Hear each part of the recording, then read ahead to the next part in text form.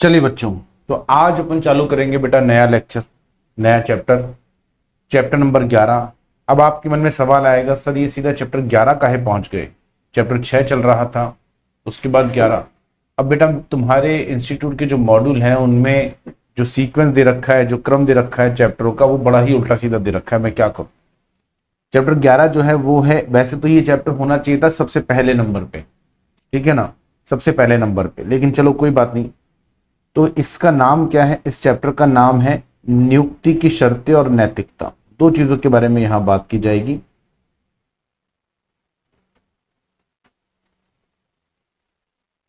एक तो नैतिकता एवं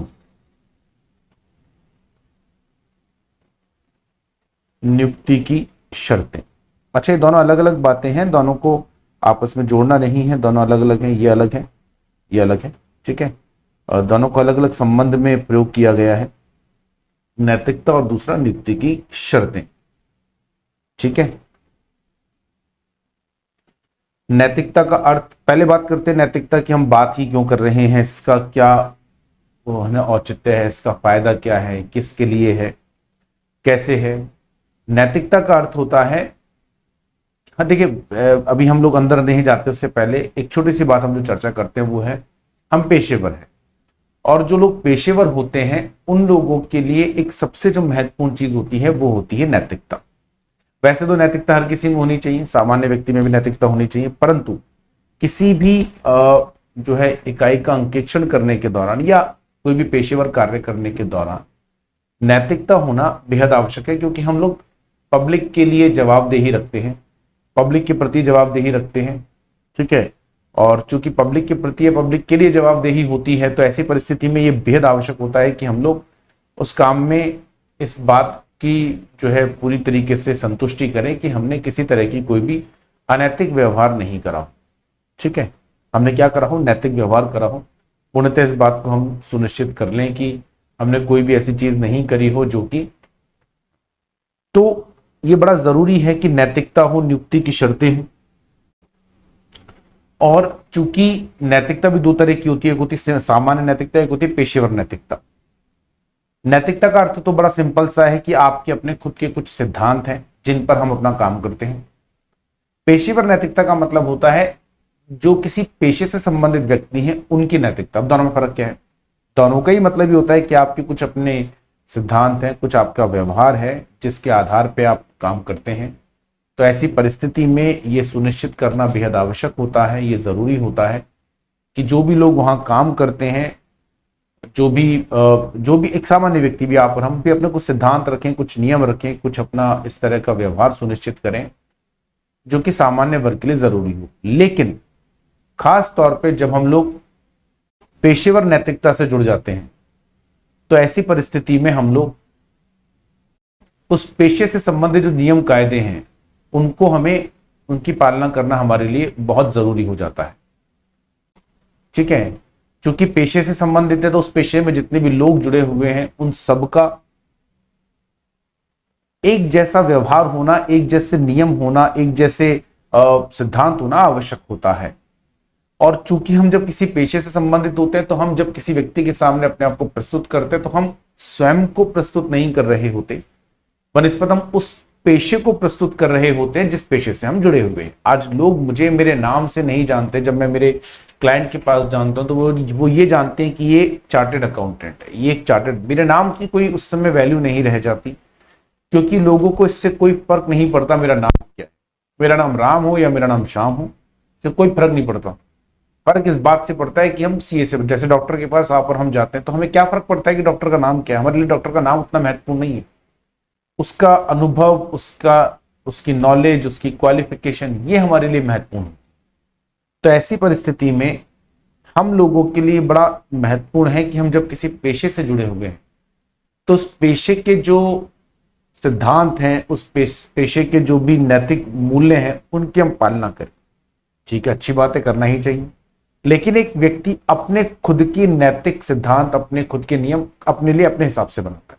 पर जब मैं किसी पेशे से जुड़ा हूं और आप कहते हैं कि पेशेवर सिद्धांतों की पालना करो, तो आप हमें बताओ ना फिर पेशेवर सिद्धांत क्या है। मुझे मेरे व्यक्तिगत सिद्धांत अपने व्यक्तिगत मुझे जो मेरा व्यवहार है वो मुझे किसी से पूछना नहीं, वो मैं अपने हिसाब से सुनिश्चित करूँ। लेकिन जब मैं किसी पेशे से जुड़ता हूं और आप कहते हैं कि पेशे में पेशेवर सिद्धांतों की पालना की जानी चाहिए, तो ऐसी परिस्थिति में ये बेहद जरूरी हो जाता है कि आप मुझे पहले ये बताएं कि इस पेशे के पेशेवर सिद्धांत है क्या।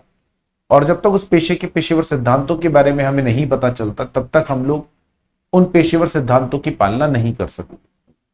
ठीक है, इस दुनिया में जितने भी पेशे होते हैं उसके अपने कोई ना कोई पेशेवर सिद्धांत होते ही हैं, हमारे भी हैं। तो हमें जानना पड़ेगा कि वो कौन से हमारे पेशेवर सिद्धांत हैं जिनकी पालना हमें करनी होती। पर उससे पहले एक छोटा सा नैतिकता का, वैसे मुख्य तौर पे हमारे लिए इस चैप्टर में पेशेवर नैतिकता ही महत्वपूर्ण है, क्योंकि हमें पेशे में रहते हुए उस पेशेवर नैतिकता का पालन करना है। लेकिन उससे पहले हमने थोड़ा सोचा नैतिकता के बारे में भी 2 लाइनें जरा चर्चा कर लें, उसके बाद पेशेवर नैतिकता को पढ़ने में ज्यादा मुझे लगता है कि बेहतर तरीके से समझ में आ पाएगा। तो देखें, नैतिकता शब्द का अर्थ नैतिक सिद्धांत है जो किसी व्यक्ति के व्यवहार या उसकी गतिविधि के संचालन को नियंत्रित करता है। यह नैतिक सिद्धांतों के अनुसार कार्य करने और प्रदर्शन करने की मन की स्थिति है। बिल्कुल सही बात है। किसी भी व्यक्ति के नैतिकता का मतलब उसके अपने नैतिक सिद्धांत, ठीक है, उस व्यक्ति के व्यवहार, उसकी गतिविधि के संचालन आदि को नियंत्रित करने के लिए होता है। यह नैतिक सिद्धांतों के अनुसार कार्य करने और प्रदर्शन करने की मन की स्थिति है। नैतिकता मानव आचरण में नैतिकता का विज्ञान है। ऐसे नैतिक सिद्धांत और आचरण के नियम व्यक्तियों पर दायित्व थोपते हैं। हाँ देखिए, दायित्व थोपते हैं मतलब यहाँ पे थोपते हैं शब्द को एक जो है पॉजिटिव तरीके से लिया जाना चाहिए, एक सकारात्मक तरीके से हम सोचें कि जो नैतिक सिद्धांत के आचरण व्यक्ति पर दायित्व रखते हैं कि हमें अपने व्यवहार में कुछ आचरणों की पालना करनी चाहिए। जैसे कि उदाहरण के तौर पे ये हमारा नैतिक व्यवहार है कि हम अपने बड़ों से जब मिलते हैं तो उनके पैर छूते हैं। ये हमारा नैतिक व्यवहार है, ये हमारे सिद्धांत हैं, ये हमारा आचरण है, ये हमारा व्यवहार है जो हम अपने दैनिक जीवन में करते हैं। ये जो आपका जो दैनिक जीवन में आपका जो आचरण है, जो आपका व्यवहार है, जो आपका सिद्धांत है, उन्हीं को क्या कहा जाता है? नैतिकता कहा जाता है। आश्वासन कार्य यानी अश्योरेंस एंगेजमेंट, जो कि हमारा मुख्य काम होता है।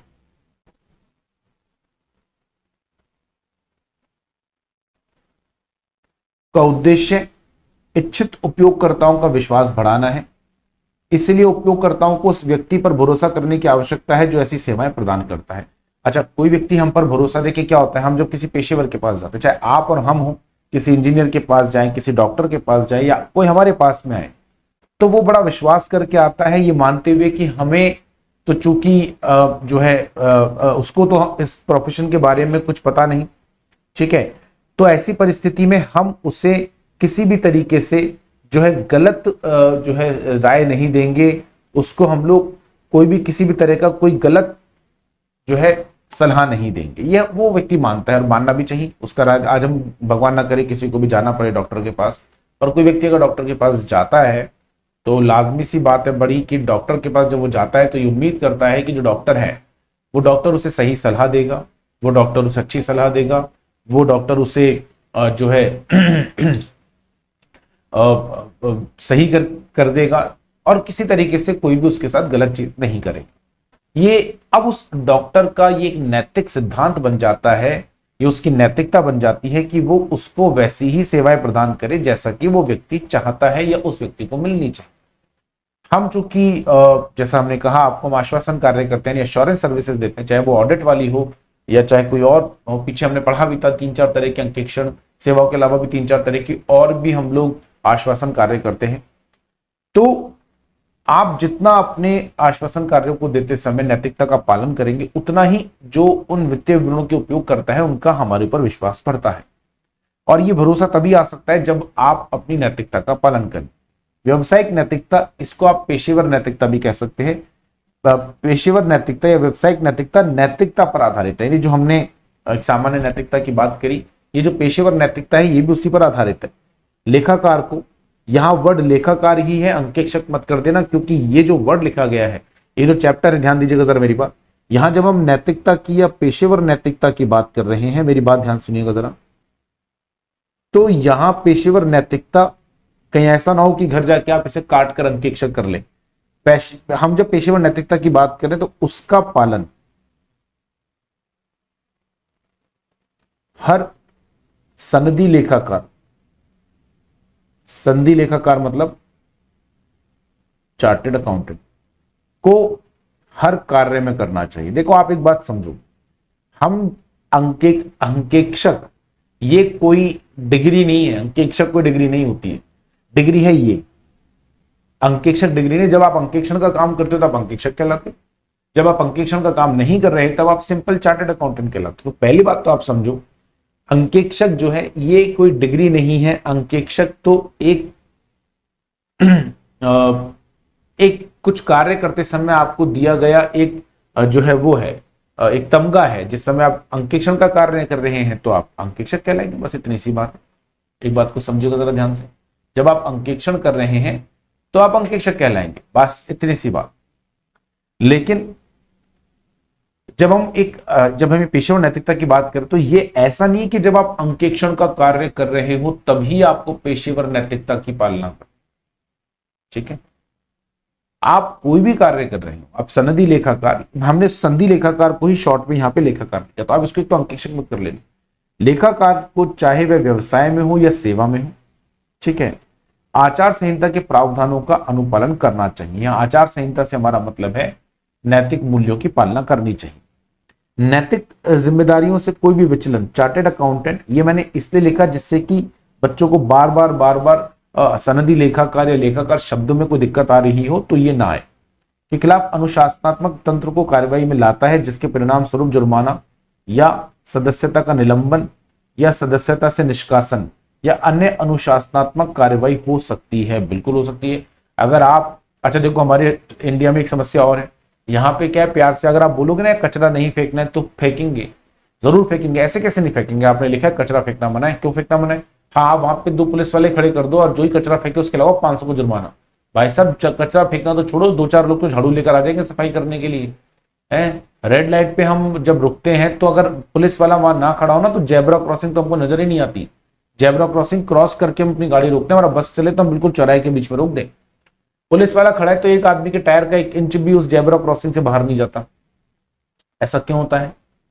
तो इसीलिए आप इस बात को समझिए कि जब हम लोग अंकेक्षण कार्य करते हैं या हम कोई भी कार्य कर रहे हैं संधि लेखाकार या चार्टर्ड अकाउंटेंट के तौर पे, तो हमारा इंस्टीट्यूट हमसे ये कहता है कि भैया आप पेशेवर जो है नैतिकता की पालना कीजिए। जो भी हमने बना रखी आचार संहिता बना रखी, आचार संहिता मतलब जो भी नियम कायदे बने हुए हैं वो पालना कीजिए। अब अगर आपने पालना करने के लिए बोला और किसी ने नहीं करा, जो कि लोग नहीं करेंगे अगर आपने किसी भी तरह की कोई उनके ऊपर सजा का किसी तरह का कोई प्रावधान नहीं रखा, तो हमने कहा भैया अगर आचार संहिता का या फिर आपने पेशेवर नैतिकता का पालन नहीं करा तो तैयार है ना, हो सकता है तुम्हारे ऊपर किसी तरह की अनुशासनात्मक कार्यवाही कर दी जाए या हो जाए। ठीक है, चलिए आगे आते हैं पेशेवर नैतिकता के मौलिक सिद्धांत। अब यहां से बात चालू होती है पेशेवर नैतिकता की। पेशेवर नैतिकता फिर हमने यहां पे भी चर्चा करी, ये पूरा जो हमने चर्चा करी पेशेवर नैतिकता की बात करी हमने।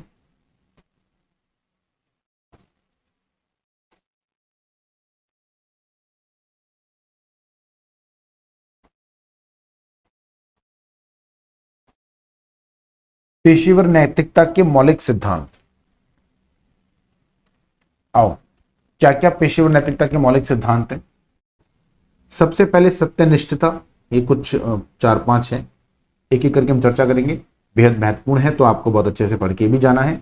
ठीक है, पेशेवर नैतिकता के जो है मौलिक सिद्धांत, इसको आप जो है बहुत ज्यादा इंपॉर्टेंट रखेंगे।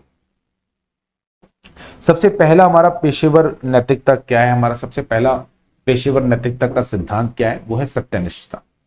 इसके लिए लेखाकार को, देखो जगह जगह हमने अंकेक्षक शब्द का प्रयोग नहीं करा, लेखाकार, ठीक है ना, क्योंकि ये सारे चार्टर्ड अकाउंटेंट को फॉलो करने हैं, हर सनदी लेखाकार। हम बस शॉर्ट में क्या लिखते रहेंगे, शॉर्ट में हम लिखते रहेंगे लेखाकार। हर सनदी लेखाकार को इन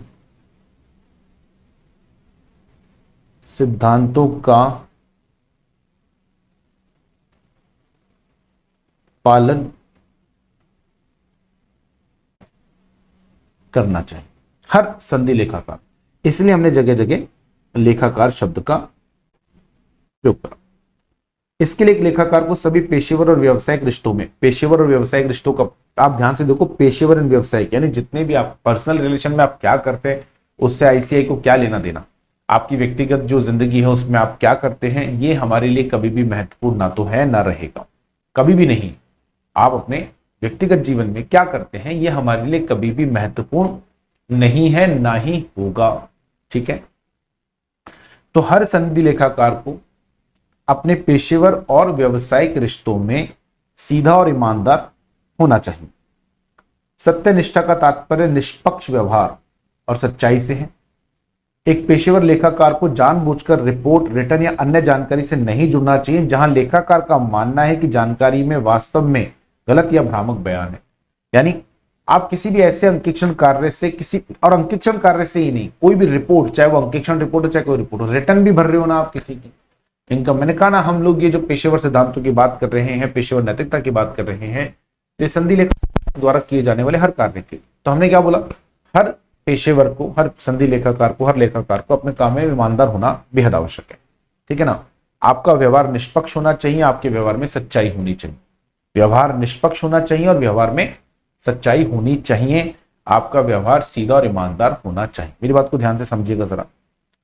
ठीक है, आपका व्यवहार सीधा और ईमानदार हो, निष्पक्ष हो। अब कोई भी कार्य अगर आप स्वीकार करते हैं, चाहे वो किसी भी तरह की रिपोर्ट बनाने का हो, चाहे अंकेक्षण रिपोर्ट बनाने का हो, क्या कोई और, या फिर आपको कोई और रिटर्न वगैरह भरनी हो, तो ऐसी परिस्थिति में आप इस बात को सुनिश्चित कीजिए कि लेखाकार जो है वो जो है ऐसा कोई काम ना ले जिसमें उसको पहले से पता है या लगता है कि हमें जो जानकारी दी जाएगी अपने ग्राहक के द्वारा, अपने क्लाइंट के द्वारा, उसमें कहीं ना कहीं कोई गलत या भ्रामक जानकारी होगी।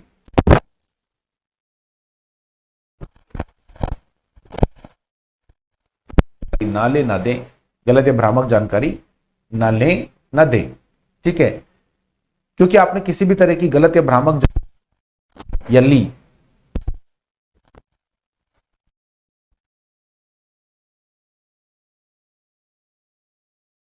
ठीक है, तो हमने बोला कि लेखाकार को जानबूझकर रिपोर्ट या रिटर्न या अन्य जानकारी से नहीं जुड़ना चाहिए जहां लेखाकार का मानना है कि जो जानकारी उसे दी जा रही है वास्तव में गलत या भ्रामक बयान उसमें शामिल है, तो बिल्कुल मत लेना, उस काम को लेना ही मत है।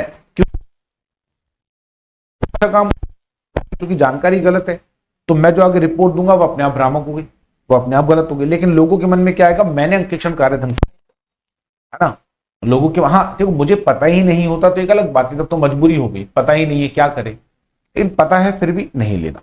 दूसरा सबसे महत्वपूर्ण जो हमारे लिए होता है वो निष्पक्षता होती है, सबसे महत्वपूर्ण। ठीक है, और एक अंकेक्षक को मुझे लगता है कि शायद सबसे ज्यादा पेशेवर नैतिकता का, निष्पक्षता का पालन करना चाहिए। अंकेक्षक, ये अंकेक्षक है, गलती से लिख गया, को पूर्वाग्रह, हितों के टकराव या दूसरों के अनुचित प्रभाव के कारण पेशेवर निर्णय से समझौता नहीं करना चाहिए। क्योंकि पूर्वाग्रह, हितों के टकराव का मतलब क्या होता है, इसका मतलब यह है यदि मान लीजिए कहीं पर आपके व्यक्तिगत हित किसी काम को करने के दौरान उस इकाई के हितों से उसमें किसी तरह की कोई टकराव होता है, कॉन्फ्लिक्ट ऑफ इंटरेस्ट इसे अंग्रेजी में कहा जाता है। अगर आपका प्री कॉन्फ्लिक्ट ऑफ इंटरेस्ट है, कई बार ऐसा होता है, देखो कभी किसी व्यक्ति के प्रति हमारे मन में एक गलत धारणा बनी हुई होती है, और चूंकि इस व्यक्ति के मन में हमारे प्रति गलत धारणा है या हमारे मन में उसके प्रति गलत धारणा है, तो ऐसी परिस्थिति में उस व्यक्ति के द्वारा की गई हर चीज हमें बुरी लगती है। वो हमारे लिए बहुत अच्छा भी कर देगा ना, तो भी वो हमारे लिए बुरा ही रहेगा। ये मैंने देखा है व्यक्तिगत, आपने भी देखा होगा, और ये तो व्यक्तिगत जिंदगी में भी होता है। यदि कोई व्यक्ति हमारे लिए बुरा है तो बुरा है, वो बेचारा कितना भी अच्छा कर ले वो कभी अच्छा हो ही नहीं पाएगा, है ना। व्यक्तिगत जीवन में तो शायद आपने स्वयं ये कभी बार महसूस भी करा होगा। यही चीज हमारे साथ हमारे पेशेवर कार्य के दौरान हो सकती है, ना होनी तो नहीं चाहिए क्योंकि ये गलत बात है। अब चूंकि देखिए आपके व्यक्तिगत रिश्तों में ऐसा होता है, वो आपका व्यक्तिगत मसला है, उसके लिए तो हम यहाँ बात भी नहीं कर रहे हैं, क्योंकि आईसीआई को इस बात से कोई मतलब भी नहीं है कि आप अपने व्यक्तिगत जीवन में क्या करते हैं। मुख्य बात क्या है कि कई बार ऐसा होता है कि आप किसी, मान लीजिए किसी इकाई के अंकेक्षण के लिए आप गए या कोई भी कार्य करने के लिए गए, अब उस इकाई में कोई व्यक्ति आपको ऐसा दिख गया जिससे आपका व्यक्तिगत कोई मनमुटाव है या किसी तरह का कोई भी आपका उसका झगड़ा रहा, तो ऐसी परिस्थिति में ध्यान दीजिएगा जरा मेरी बात पर, ऐसी परिस्थिति में संभव है कि आप जब उस अंकेक्षण कार्य को कर रहे हो या उस कार्य को कर रहे हो तो उस व्यक्ति से जो आपका भीतरी मनमुटाव है, जो कुछ अंदर मन में है, उसकी वजह से आप शायद अपने जो पेशेवर निर्णय लेने में कुछ समझौता कर लें, क्योंकि आप अंदर से तो होता है ना, मुझे ऐसा कोई व्यक्ति दिख गया और उसका असर, उदाहरण के तौर पे मान लीजिए मेरी क्लास में कोई ऐसा बच्चा पढ़ने आता है जो मुझे व्यक्तिगत तौर पे बिल्कुल पसंद है, हो सकता है कोई पुरानी दुश्मनी रही हो, कोई और कारण हो। अब मैं जितनी बार क्लास में पढ़ाऊंगा ना तो उसका चेहरा देखूंगा तो मुझे लगेगा ऐसा, जबकि होना नहीं चाहिए, गलत बात है, बहुत गलत बात है, क्योंकि आपका व्यक्तिगत उससे जो भी संबंध रहा उसको आप बाहर रखिए। जब आप क्लास में हैं, जब आप पढ़ा रहे हैं तो ऐसा नहीं होना चाहिए। और मान लो अगर ऐसा हो जाता है तो ये मेरे काम के साथ मेरी सत्यनिष्ठता और मेरी निष्पक्षता को तो जाहिर नहीं करता ना। मेरा मान लीजिए कोई व्यक्तिगत हो सकता है, मेरे पड़ोस में कोई व्यक्ति रहता हो जिससे मेरी लड़ाई हो या उसकी फैमिली से लड़ाई हो और उसका बच्चा जो है मेरी क्लास में पढ़ने आ गया, तब उस बच्चे के, उसके परिवार से मेरा जो है ना अपना कुछ हितों का टकराव रहा पहले कभी, उसकी वजह से हो सकता है आज जब मैं उसे क्लास में पढ़ाऊं तो शायद मैं जो है उतनी निष्पक्षता के साथ उसे ना पढ़ाऊं जितनी निष्पक्षता के साथ बाकी बच्चों को पढ़ाता हूं, क्योंकि उसके प्रति मेरे मन में कहीं क्या ऐसा होना चाहिए। नहीं, पेशेवर कार्य के दौरान ये सब होना अच्छी बात नहीं है, क्योंकि हम जब पेशेवर कार्य करते हैं तो हमें एक पेशेवर की तरह अपने आप को जो है करना चाहिए काम। तो यहां पर इन्होंने ये कहा कि इसकी वजह से या किसी और अन्य अनुचित प्रभाव की वजह से आपकी खुद की सत्यनिष्ठता पर, आपकी निष्पक्षता पर, आपके पेशेवर निर्णयों पर फर्क नहीं आना चाहिए। इसके लिए आवश्यक है कि पेशेवर लेखाकार को कोई पेशेवर गतिविधि नहीं करनी चाहिए यदि कोई परिस्थिति या संबंध उस गतिविधि के संबंध में लेखाकार के पेशेवर निर्णय को अनुचित रूप से प्रभावित करता है। तो अगर आपको लगे कहीं पे भी कि यार इस कार्य को करने के दौरान हितों के टकराव की वजह से या किसी अन्य वजह से मेरे पेशेवर निर्णय पर प्रभाव आ सकता है इस कार्य में, तो बेहतर है कि आप उस कार्य को ना लें। अच्छा एक पेशेवर तो वही होता है। व्यावसायिक क्षमता और उचित सावधानी। एक लेखाकार को आवश्यक स्तर पर पेशेवर ज्ञान और कौशल प्राप्त करने और बनाए रखने की आवश्यकता होती है ताकि यह सुनिश्चित किया जा सके कि ग्राहक या नियोक्ता मतलब जिसने आपको नियुक्त किया है, संगठन को वर्तमान तकनीकी और पेशेवर मानकों और प्रासंगिक कानून के आधार पर सक्षम पेशेवर सेवा प्राप्त हो और लगन से और लागू तकनीक और व्यावसायिक मानकों के अनुसार कार्य करें। देखिए, हम जब भी कोई कार्य करते हैं, हर आदमी हर काम में एक्सपर्ट नहीं हो सकता। मैं चार्टेड अकाउंटेंट हूं तो इनकम टैक्स मुझे भी आता है, पढ़ा मैं भी सकता हूं, पर शायद मैं उतना अच्छा नहीं पढ़ा पाऊंगा जितना कि आपके टैक्स वाले जो भी टीचर हैं वो पढ़ाते हैं। अकाउंट्स तो मुझे भी आती है, पर शायद मैं अकाउंट्स उतनी अच्छी ना पढ़ाऊं जितना कि आपके अकाउंट्स वाले टीचर आपको पढ़ाते हैं। इसका मतलब ये नहीं है कि मुझे अकाउंट्स पढ़ानी नहीं आती और या मुझे टैक्स पढ़ानी नहीं आती, लेकिन उतनी अच्छी नहीं पढ़ा पाऊंगा। और ये बोलने में कोई शर्म की बात नहीं है, क्योंकि हर व्यक्ति से आप ये उम्मीद नहीं कर सकते कि वो हर कार्य में दक्ष होगा, हर कार्य में उसकी क्षमता वैसी होगी, उसका कौशल, उसका ज्ञान वैसा होगा जैसा कि बाकी होगा। और ये बात मानने में मुझे कोई शर्म नहीं आती, ये बोलने में कि मैं ऑडिट बहुत अच्छी पढ़ाता हूं लेकिन मैं टैक्स अच्छी नहीं पढ़ा सकता हूं लेकिन अच्छी नहीं पढ़ा सकता, क्योंकि आप एक टीचर से उम्मीद नहीं कर सकते। तो क्या कोई बुरी बात है? कोई बुरी बात नहीं। तो कई बार हमारे पास ऐसा कोई पेशेवर कार्य आ जाता है जिसमें हमारे पास उस कार्य को करने के लिए जो पेशेवर ज्ञान और कौशल की आवश्यकता है वो ना हो, या फिर उस ग्राहक के द्वारा या नियुक्ता जो है जिसने आपको नियुक्त करा है उसके यहाँ जो तकनीक है उनके आधारों पर और जो कानून उसके ऊपर लागू होते हैं, जो पेशेवर मानक हैं, प्रोफेशनल स्टैंडर्ड्स, उनके अनुसार शायद मैं अंकेक्षण कार्य करने में या कोई भी कार्य करने में शायद सक्षम ना हो। तो बेहतर है कि आप वो कार्य ना करें। अगर आपको ऐसा लगता है कि आप अपने पेशेवर मानकों के अनुसार जो भी लागू कानून है उनके आधार पे, लागू तकनीकों के आधार पे अगर आप वह कार्य नहीं कर पाएंगे तो ये बेहतर होता है कि आप उस कार्य को स्वीकार ना करें। गोपनीयता सबसे महत्वपूर्ण। डॉक्टर, वकील और चार्टेड अकाउंटेंट, ये तीन ऐसे लोग हैं जिनके पास कोई भी व्यक्ति, बाकियों में नहीं, देखो इंजीनियर को आपको कॉन्फिडेंशियल इंफॉर्मेशन नहीं, तो मकान बन रहा है तो दिख रहा है ना, चौड़े में दिख रहा है। डॉक्टर को, एक वकील को, एक चार्टेड अकाउंटेंट को हम अपनी सबसे ज्यादा गोपनीय जानकारी उपलब्ध कराते हैं, ठीक है ना।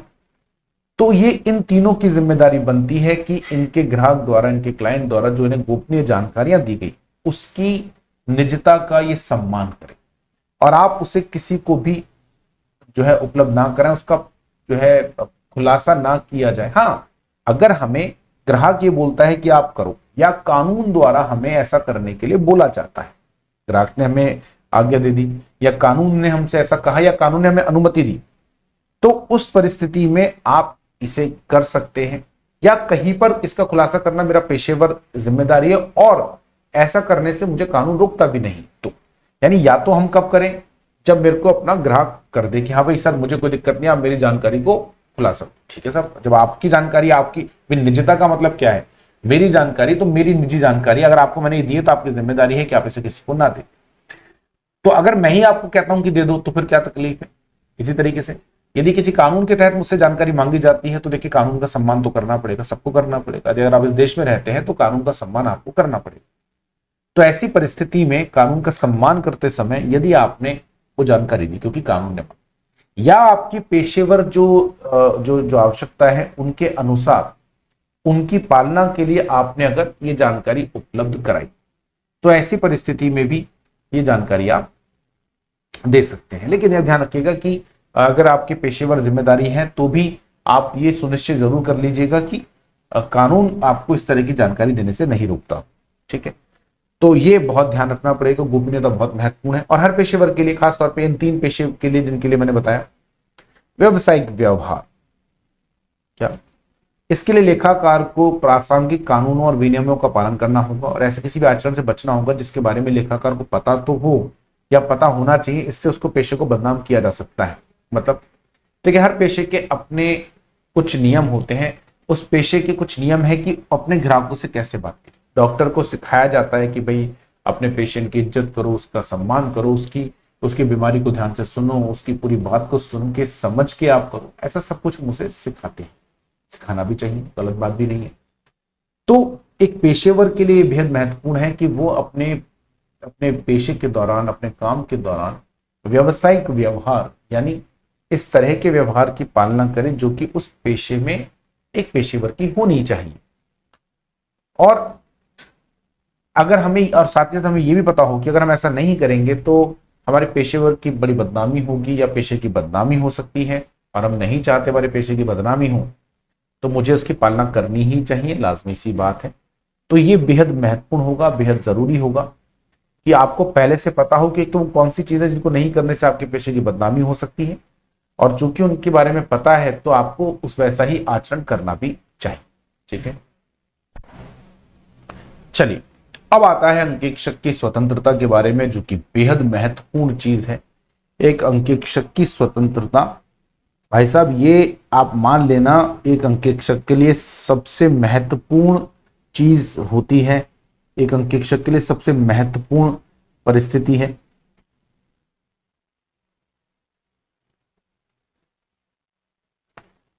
जब भी अंकेक्षक की बात की जाती, अब यहां देखो, हम लोग लेखाकार शब्द का प्रयोग नहीं, अब हम यहां अंकेक्षक की बात करें। आपने ऊपर जो पढ़ा वो हमने लेखाकार के लिए लिखा कि अगर आप एक सनदी लेखाकार हैं या लेखाकार हैं तो ये आपकी जिम्मेदारी है कि आप अपने लेखों का निर्माण करते समय या आप कोई भी कार्य करते समय, लेखों का निर्माण करते ही समय क्या आप कोई भी कार्य कर रहे हो, रिटर्न भी भर रहे हो अगर आप, तो उन पेशेवर जो है मानकों की या नैतिकता का आप पालन करें। लेकिन अभी हमने बात करी अंकेक्षक की स्वतंत्रता, और एक सामान्य बात कहूं तो एक अंकेक्षक को, क्योंकि देखिए हम जो काम करते हैं ना अंकेक्षण में वो बड़ा महत्वपूर्ण है।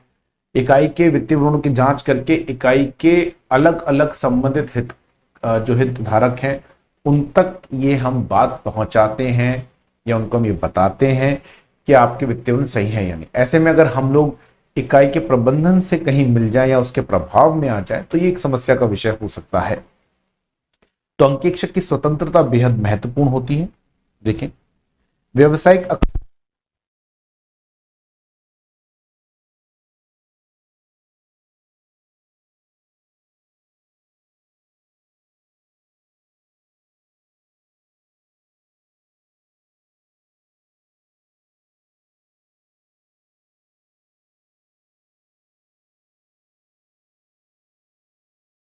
आपके अधीन हो जिसके लिए हम ये काम कर रहे हैं, और हमारे खुद के स्वार्थ के भी अधीन ना हो। यानी अगर मैं एक पेशेवर के तौर पर कार्य कर रहा हूं तो मेरे जो भी पेशेवर निर्णय हैं, जितने भी मेरे पेशेवर निर्णय हैं, जो भी मेरे पेशेवर निर्णय हैं, उन पेशेवर निर्णयों या उनका ध्यान दीजिएगा जरा, मेरे जो भी मेरे पेशेवर निर्णय हैं या जो भी मेरा काम है उस पेशे या उस काम के दौरान, पेशेवर निर्णयों के दौरान, ध्यान दीजिएगा जरा मेरी बात पे, उन पेशेवर निर्णय के दौरान, पेशेवर कार्य के दौरान आपने ना तो अपने व्यक्तिगत हितों को सर्वोपरि रखा और ना ही आपने किसी भी तरीके से उस व्यक्ति जिसके लिए आपने पेशेवर कार्य करा है उसके हितों का ध्यान रखना। हमें यहां किसी के हितों का ध्यान नहीं रखना, हमें निष्पक्षता से काम करना है, हमें स्वतंत्रता से काम करना है। जो सही होगा वही बताऊंगा, सही तो सही, गलत तो गलत। मैं ना तो सही को गलत या ना तो गलत को सही बताऊंगा, ठीक है। लेखा परीक्षक या अंकेक्षक आप यहां पे प्रयोग कर सकते हैं, मैंने पीछे भी बताया था, दोनों शब्द आप प्रयोग कर सकते हैं। अंकेक्षक की स्वतंत्रता के दो परस्पर जुड़े हुए दृष्टिकोण, एक है मन की स्वतंत्रता और दो दिखने में स्वतंत्र। मन की स्वतंत्रता क्या होता है, देखें, मन की वह स्थिति जो पेशेवर निर्णय से समझौता करने वाले प्रभावों से प्रभावित हुए बिना एक राय के प्रावधान की अनुमति देती है, जिससे व्यक्ति को ईमानदारी के साथ कार्य करने और निष्पक्षता और पेशेवर संदेह का अभ्यास करने की अनुमति मिलती है। यानी आपने जो भी काम करा, ठीक है ना, जो भी पेशेवर निर्णय आपने लिए, उनसे हम किसी तरह का समझौता नहीं करेंगे और उनसे समझौता का मतलब कॉम्प्रोमाइज, यहां पे समझौते का मतलब कॉम्प्रोमाइज। इवन अगर उन्हें प्रभावित करने वाले कोई और प्रावधान भी हुए या कोई ऐसी कारक हुआ, कोई ऐसा तत्व हुआ जो कि हमारी स्वतंत्रता को प्रभावित कर सकता है या हमें अपने पेशेवर निर्णय से समझौता करना पड़ सकता है, तो वो भी नहीं हो। यह है आपके मन की स्वतंत्रता। आप ईमानदारी से काम करें, निष्पक्षता और जो है महत्वपूर्ण है। उन मन उपस्थिति में स्वतंत्रता, उपस्थिति मतलब दिखने में, ठीक है ना, यहां उपस्थिति से मतलब है दिखने में। उन तथ्यों और परिस्थितियों से बचना जो इतने महत्वपूर्ण है कि एक उचित और सूचित तृतीय पक्ष जिसके पास लागू किए गए किसी भी सुरक्षा उपाय सहित सभी प्रासंगिक जानकारी का ज्ञान है, वह किसी फर्म या आश्वासन टीम के सदस्य की सत्य, निष्ठता, निष्पक्षता, पेशेवर से समझौता न करे। आपको मन में यह सवाल पहले ही आना चाहिए था कि सर दो में क्यों विभाजित कर, जो मैंने अभी इतनी लंबी चौड़ी 2 मिनट की बात कही, उसका अर्थ आप समझो। जब मैं ये पढ़ा रहा था और जब मैंने आपको ऊपर बोला कि स्वतंत्रता दो तरह की होती है, एक मन की और एक दिखने की, तभी आपके मन में सवाल आना चाहिए था, जो सवाल मैं आपको बता रहा हूं कि ये दो स्वतंत्रता कैसे हो गई। स्वतंत्रता तो एक ही होती है, स्वतंत्रता मतलब स्वतंत्रता, मैं अपने काम को करते समय स्वतंत्र हूं। दो क्यों? क्योंकि इंस्टीट्यूट ये बात जानता है दिखाना बहुत जरूरी है, दिखावा करना बेहद आवश्यक। इंस्टीट्यूट प्रैक्टिकल है, समझ गया, इसलिए मैंने आपको सारा ज्ञान दिया कि बेटा जिंदगी में हमेशा दिखावा। ये कहते हैं कि आप मन से बहुत स्वतंत्रता से काम कर रहे हो, आपने बड़ा अच्छा सा करा, ईमानदारी से करा, लेकिन किसी को नजर नहीं आएगा। लोग क्या देखेंगे, अरे देखो अंकेक्षण टीम का सदस्य था, वो उसका चाचा तो कंपनी में सीईओ है, कहां से ऑडिटर ढंग से ऑडिट करेगा, ये तो बेकार काम है। अरे आपने सिर्फ इस रिश्तेदारी की वजह से पेशेवर नैतिकता पे संदेह कर लिया, आपने हमारी स्वतंत्रता पे संदेह कर लिया, तो गलती उनकी नहीं, गलती हमारी ही थी, हमारी गलती थी। हम ये भूल गए कि हम बोला ना, देखो थोड़ी देर पहले हम भूल गए ना कि दिखावा बहुत जरूरी है। देखा तो क्या करना चाहिए था आपको, अंकेक्षण के दौरान इस परिस्थिति से बचना चाहिए था। तो हमने कहा बेटा तू देख इस ऑडिट में मत आ, उस अपने टीम के सदस्य को आर्टिकल में कहा बेटा देख इस ऑडिट में तू मत आ, मैं जानता हूं तू निष्पक्षता से काम करेगा, तू स्वतंत्रता से काम करेगा, लेकिन तू कितना भी अच्छा काम कर ले, ये दुनिया वाले तुझे बार बार ये उल्हाना देंगे, नहीं नहीं अरे ये तो सर इसका तो चाचा कंपनी में सीईओ था, चाचा कंपनी में सीएफओ था, इसने तो उसकी गलती देखी नहीं होगी। अरे जबकि उसने बेचारे ने ऐसा नहीं करा, तो उसको भर क्या करा हमने, दिखा। उन परिस्थितियों से हम बचेंगे, उन तथ्यों से हम बचने की कोशिश करते हैं जिसके आधार पे, अब मेरी बात सुनना ध्यान से, फिर आपको लिखी हुई लाइन समझ में आएगी। हम उन परिस्थितियों स्थितियों से बचें, बचना ही पड़ेगा और कोई तरीका नहीं, क्योंकि स्वतंत्रता को दिखाने का कोई तरीका नहीं होता, स्वतंत्रता का प्रदर्शन करने का कोई तरीका, सिर्फ लोगों को यह कभी ना लगे कि आप स्वतंत्र नहीं हो, यही आपकी स्वतंत्रता का प्रदर्शन। एक व्यक्ति किसी विशेष परिस्थिति में स्वतंत्र हो सकता है। अब यहां आकर एक बड़ी अच्छी बात कही, पैरा मुझे व्यक्तिगत तौर पे बड़ा अच्छा लगता है, क्योंकि ये बहुत अच्छी बात है भी। क्या बात है भाई? देखिए कोई व्यक्ति कितना स्वतंत्र है इसका मापन नहीं किया जा सकता, और कोई व्यक्ति किसी परिस्थिति में स्वतंत्र है तो उसी परिस्थिति में कोई दूसरे व्यक्ति भी स्वतंत्र होगा, या किसी परिस्थिति में कोई व्यक्ति जो है स्वतंत्र नहीं है तो दूसरी परिस्थिति में व्यक्ति स्वतंत्र नहीं होगा, या कोई और व्यक्ति नहीं होगा। ये बड़ा मुश्किल है। ये दो बातों पे, आप किस मामले में कितने स्वतंत्र हैं, ये दो बातों पे निर्भर करता है। एक तो आप कौन है, यानी कौन व्यक्ति अंकेक्षक है, और दूसरा परिस्थिति क्या है। दोनों बातें एक ही परिस्थिति में एक व्यक्ति स्वतंत्र है, दूसरा हो सकता है ना हो, यानी परिस्थिति सेम है लेकिन अंक उल्टा कर लो।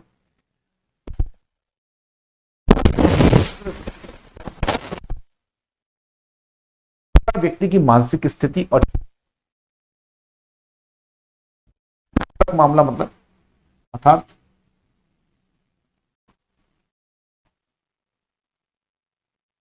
व्यक्ति दर व्यक्ति यह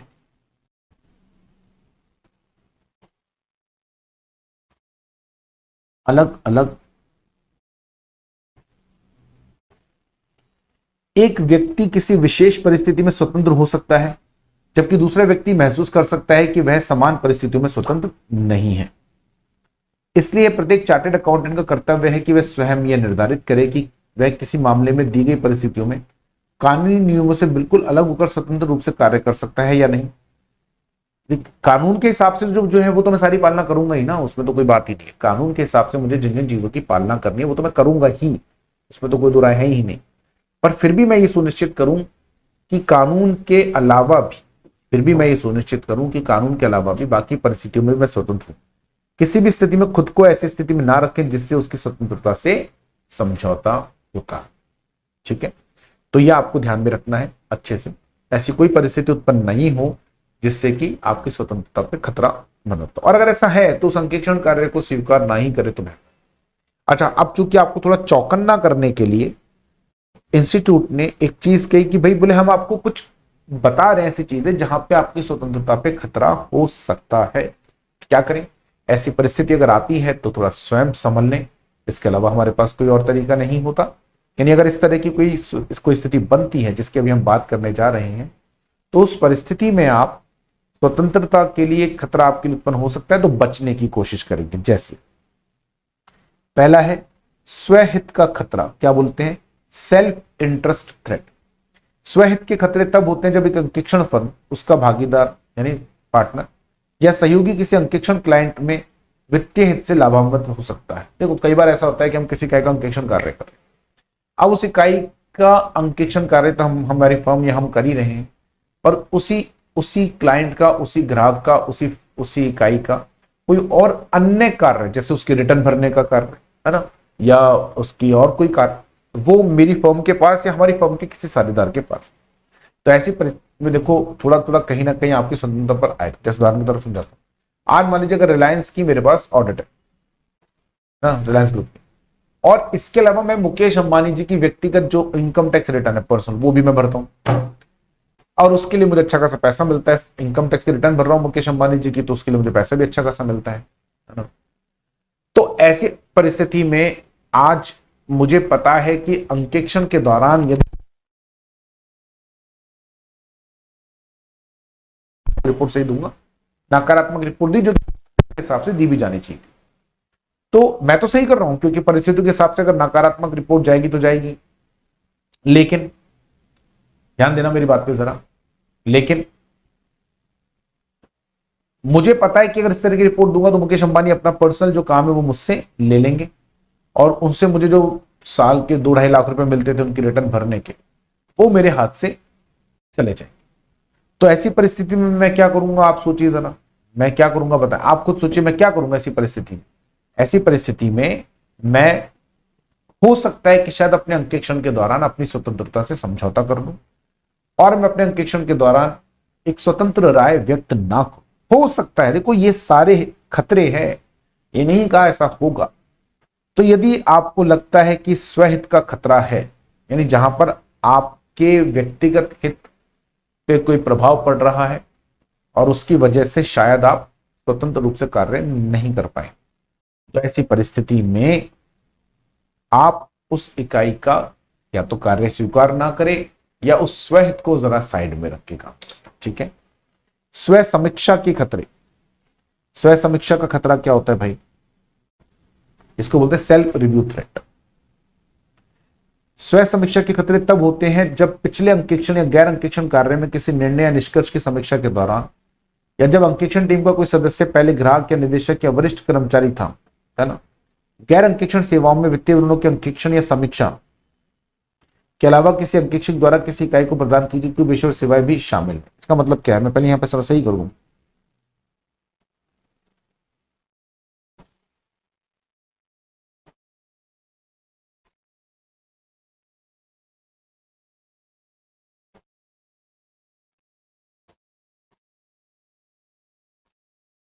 ये लाइन यहाँ पे रह गई है।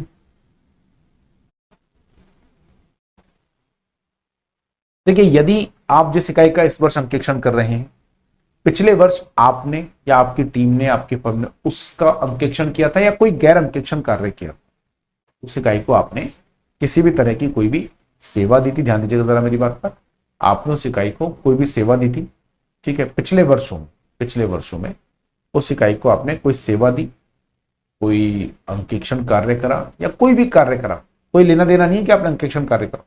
यानी मुख्य तौर पे हमारा मुद्दा इतना सा है कि पिछले वर्ष आप उस इकाई से जुड़े हुए थे, प्रत्यक्ष या अप्रत्यक्ष रूप से, ठीक है, या आपकी टीम का कोई सदस्य उस इकाई का पहले कोई डायरेक्टर रह चुका हो या कोई वरिष्ठ कर्मचारी रहा हो, छोटा मोटा तो कोई बात नहीं।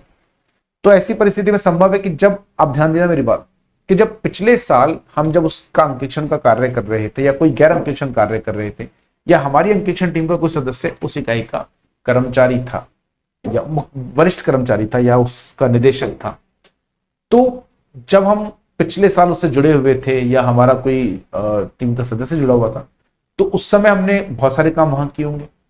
आज अगर इस वर्ष का अंकेक्षण करने के दौरान उन्हीं काम में से कोई काम मेरे सामने आ गए, तो मुझे उसकी समीक्षा करनी पड़ेगी क्योंकि मैं अंकेक्षण कर रहा हूं और पिछले साल वो काम मैंने ही करा। उदाहरण के तौर पे, पिछले साल उस इकाई का इनकम टैक्स का रिटर्न हमने ही भरा, तो मैंने इनकम टैक्स रिटर्न भरते समय तो अपन ऑडिट नहीं करते, तो मैंने कोई ना कोई उस समय सलाह दी होगी, कोई बात उससे कही होगी, कुछ करा होगा। इस वर्ष मैं अंकेक्षण कर रहा हूं तो और मुझे पता चल गया कि पिछले साल रिटर्न में एक गलती थी।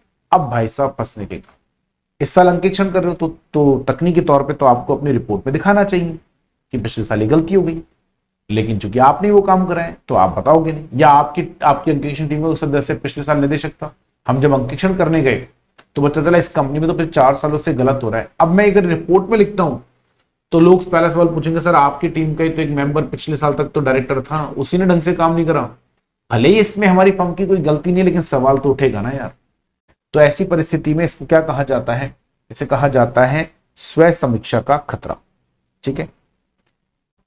एडवोकेसी थ्रेट्स, पक्ष समर्थन की खतरे तब होती हैं जब अंकेक्षक किसी ग्राहक की राय को इस हद तक बढ़ावा देता है या बढ़ावा देता वो माना जाता है कि जहां लोग ये मान सकते हैं कि निष्पक्षता से समझौता हो रहा है।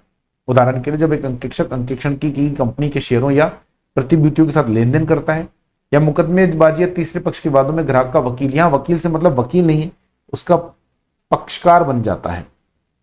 यदि आप ग्राहक की किसी जानकारी को, किसी सूचना को लोगों के सामने इस तरीके से प्रस्तुत कर रहे हो कि वो बहुत अच्छी थी या करा था पहले आपने, या ग्राहक की आप खुद उस इकाई के शेयरों में ट्रेडिंग कर रहे हो, लेन देन कर रहे हो, या उस इकाई का कोई केस चल रहा है, वहां जाके कोर्ट में आप गवाही भी देकर आए कि हाँ नहीं सर सही, और उसी बात के लिए आप रिपोर्ट में लिख रहे हो कि गलत है।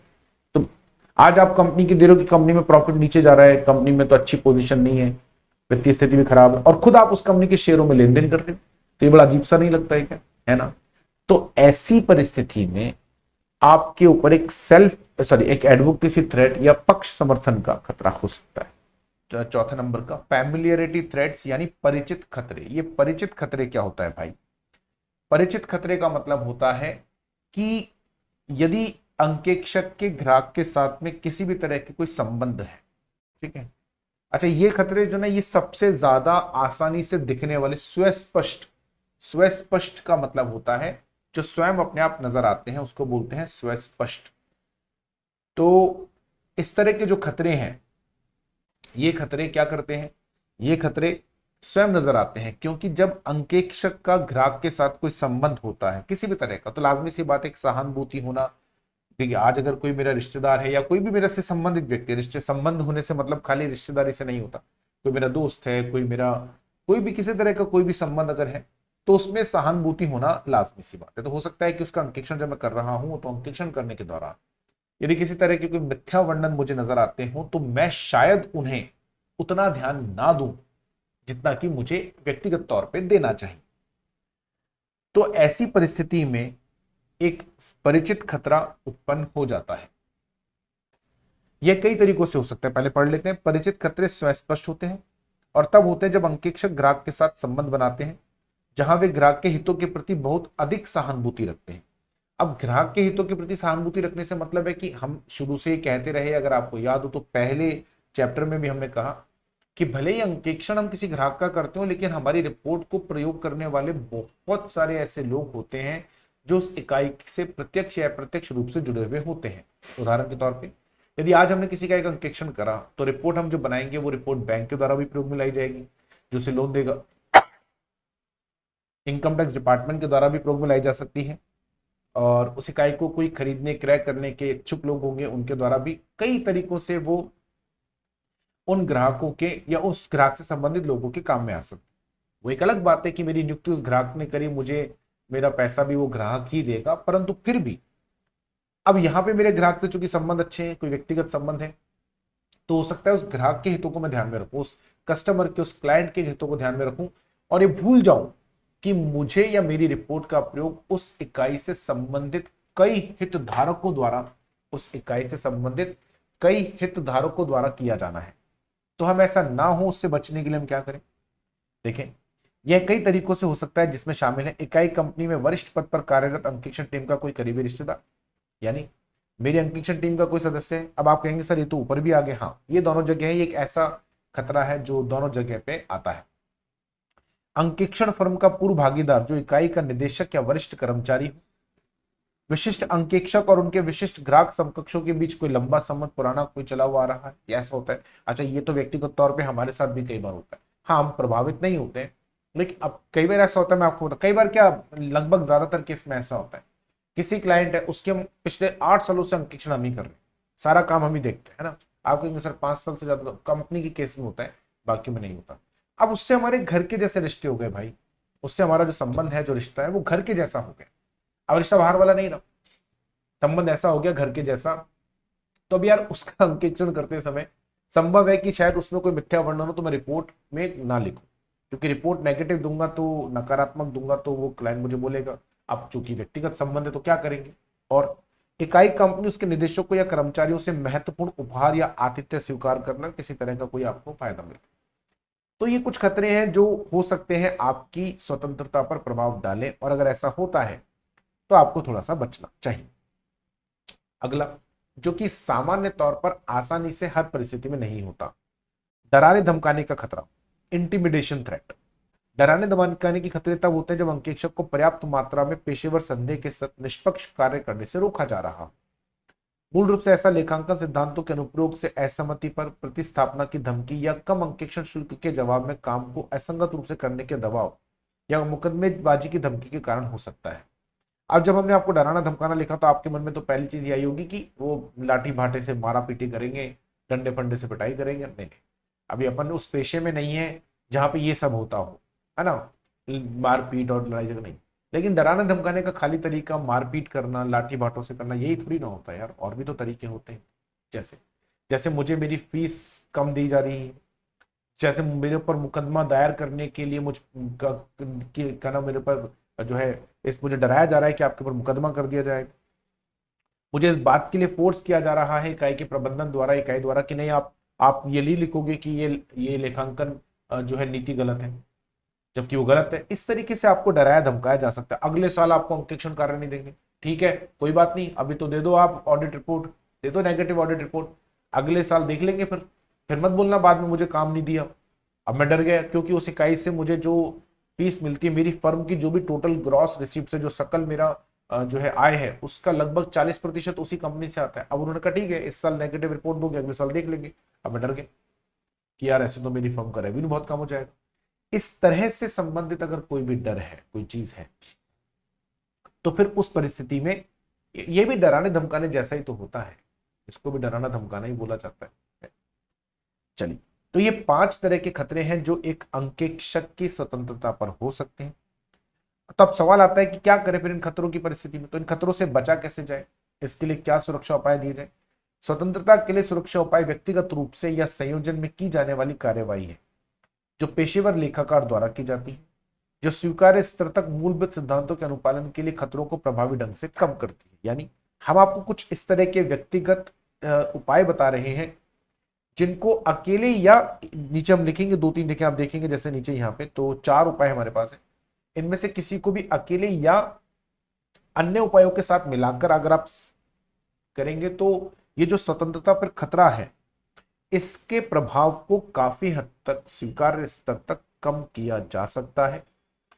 सामान्य समस्या के समाधान के लिए निम्नलिखित मार्गदर्शक सिद्धांतों को लागू किया जा सकता है या किया जाना चाहिए। कौन कौन से हो सकते हैं? देखो, जनता को अंकेक्षण की गुणवत्ता पर भरोसा रखने के लिए आवश्यक है कि अंकेक्षक हमेशा उन संस्थाओं से स्वतंत्र रहे और प्रतीत हो जिनका वे अंकेक्षण कर रहे हैं। लोगों को आपके ऊपर विश्वास हो, इस बात के लिए आप पहला काम तो ये करें कि ये सुनिश्चित करें कि उस इकाई जिसका आप अंकेक्षण करें कम से कम उससे आपका किसी तरह का कोई हित जुड़ा हुआ नहीं होना चाहिए। दूसरा, किसी भी कार्य को करने से पहले एक लेखा परीक्षक को ईमानदारी से विचार करना चाहिए कि क्या इससे उसकी स्वतंत्रता का खतरा है। पहले ही सोच लो ना, क्या ना, हम तो बचपन से पढ़ते हुए आए, prevention is better than cure. बचाव ही एक सरल उपाय है, तो हमें भी बचाव के पक्ष में रहना चाहिए। और अगर आपको शुरू से लगता था उस इकाई के प्रबंध के अंकेक्षण करने के दौरान आपके स्वतंत्र, तो अंकेक्षण कार्य लिया काहे भाई? बेहतर था ना आप अंकेक्षण कार्य लेते ही नहीं। जब ऐसे खतरे मौजूद हो तो अंकेक्षक को या तो कार्य से दूर रहना चाहिए या खतरे को कम करना चाहिए, या कम से कम ऐसे सुरक्षा उपाय करने चाहिए जो खतरों को स्वीकार्य स्तर तक कम कर दे। ऐसा सभी सुरक्षा उपायों को एक ऐसे फॉर्म में दर्ज करने की आवश्यकता है जो उचित प्रक्रिया के अनुपालन के साक्ष्य के रूप में काम करें। ये लाइन तो आप चाहे नहीं भी लिखेंगे तो कोई खास बात नहीं है, इसकी कोई आवश्यकता भी नहीं। तो आप इस तरीके से कुछ कीजिए जिससे कि आपके जो है खतरे कम किए जा सके स्वीकार्य स्तर तक। अब ठीक है, अंकेक्षण कार्य करते हैं तो आपकी स्वतंत्रता पे थोड़ा बहुत खतरा तो रहेगा, क्योंकि कुछ तो लोग कहेंगे, लोगों का काम है कहना, तो हम हर किसी व्यक्ति को तो चुप नहीं करा सकते। तो अपनी तरफ से सुनिश्चित करके रखें कि भाई हम इस इकाई के अंकेक्षण के दौरान प्रत्यक्ष या अप्रत्यक्ष रूप से कोई ऐसी चीज नहीं कर रहे हैं जो हमारी स्वतंत्रता पर खतरा डालती हो। ठीक है,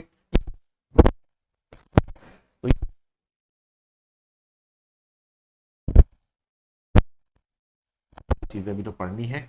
अब आता है एक शब्द आता है पेशेवर संदेह या प्रोफेशनल स्कैप। भी जासूस से कम थोड़ी ना।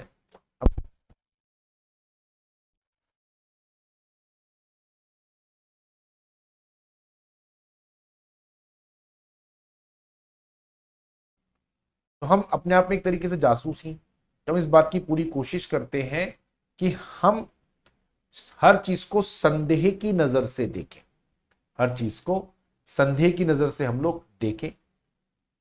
और अगर चूंकि हम संदेह की नजर से देखेंगे तो ही हम बेहतर अंकेक्षण प्रक्रिया लगा पाएंगे, ये मानते हुए देखते हुए कि इसमें मिथ्या वर्णन की संभावना है। वरना आप अगर ऐसा नहीं करोगे ना, देखो जैसे पुलिस वाले होते हैं, सीबीआई वाले होते हैं, सीआईडी वाले होते हैं, ये उनका काम है। यदि आप वो हर चीज को संदेह की नजर से नहीं देखेंगे तो वो कभी उन परिस्थितियों को, उन मिथ्या वर्णनों को शायद पकड़ ही नहीं पाएंगे जिन मिथ्या वर्णनों में या जिन परिस्थितियों में किसी भी तरह का कोई भी अपराध होने की संभावना है। तो हमें भी वही करना पड़ता है, और इसके लिए जरूरी है कि आप थोड़े सतर्क रहें। आपका दिमाग, एक वर्ड हम यूज करते हैं अंग्रेजी में, क्वेश्चनिंग माइंड, प्रश्न पूछने वाला दिमाग, यानी हर बात में प्रश्न आपके दिमाग में आना चाहिए।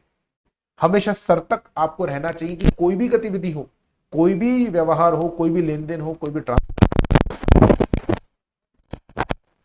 धोखाधड़ी, इस बात के लिए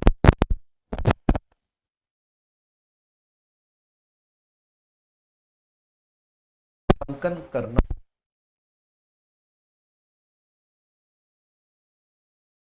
हर एक अंकेक्षण साक्ष्य का आपको एक उचित मूल्यांकन करना ही चाहिए। आप ये काम जितना ज्यादा करेंगे उतना बेहतर रहेगा, उतना अच्छा होगा, उतना अच्छा इसलिए क्योंकि ज्यादा मिथ्या वर्णन पकड़ में आ पाएंगे आसानी से। इसलिए हमने क्या बोला, इसलिए हमने कहा कि एक अंकेक्षक को हमेशा पेशेवर संदेह यानी प्रोफेशनल स्केप्टिज्म वाला एटीट्यूड रखना चाहिए।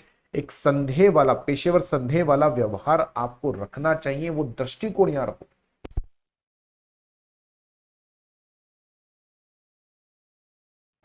तो ये बात मान के चलो, ये देख के रखो कि भैया कहीं पे भी कुछ भी गलती हो सकती है, कोई भी गलती होने की संभावना है।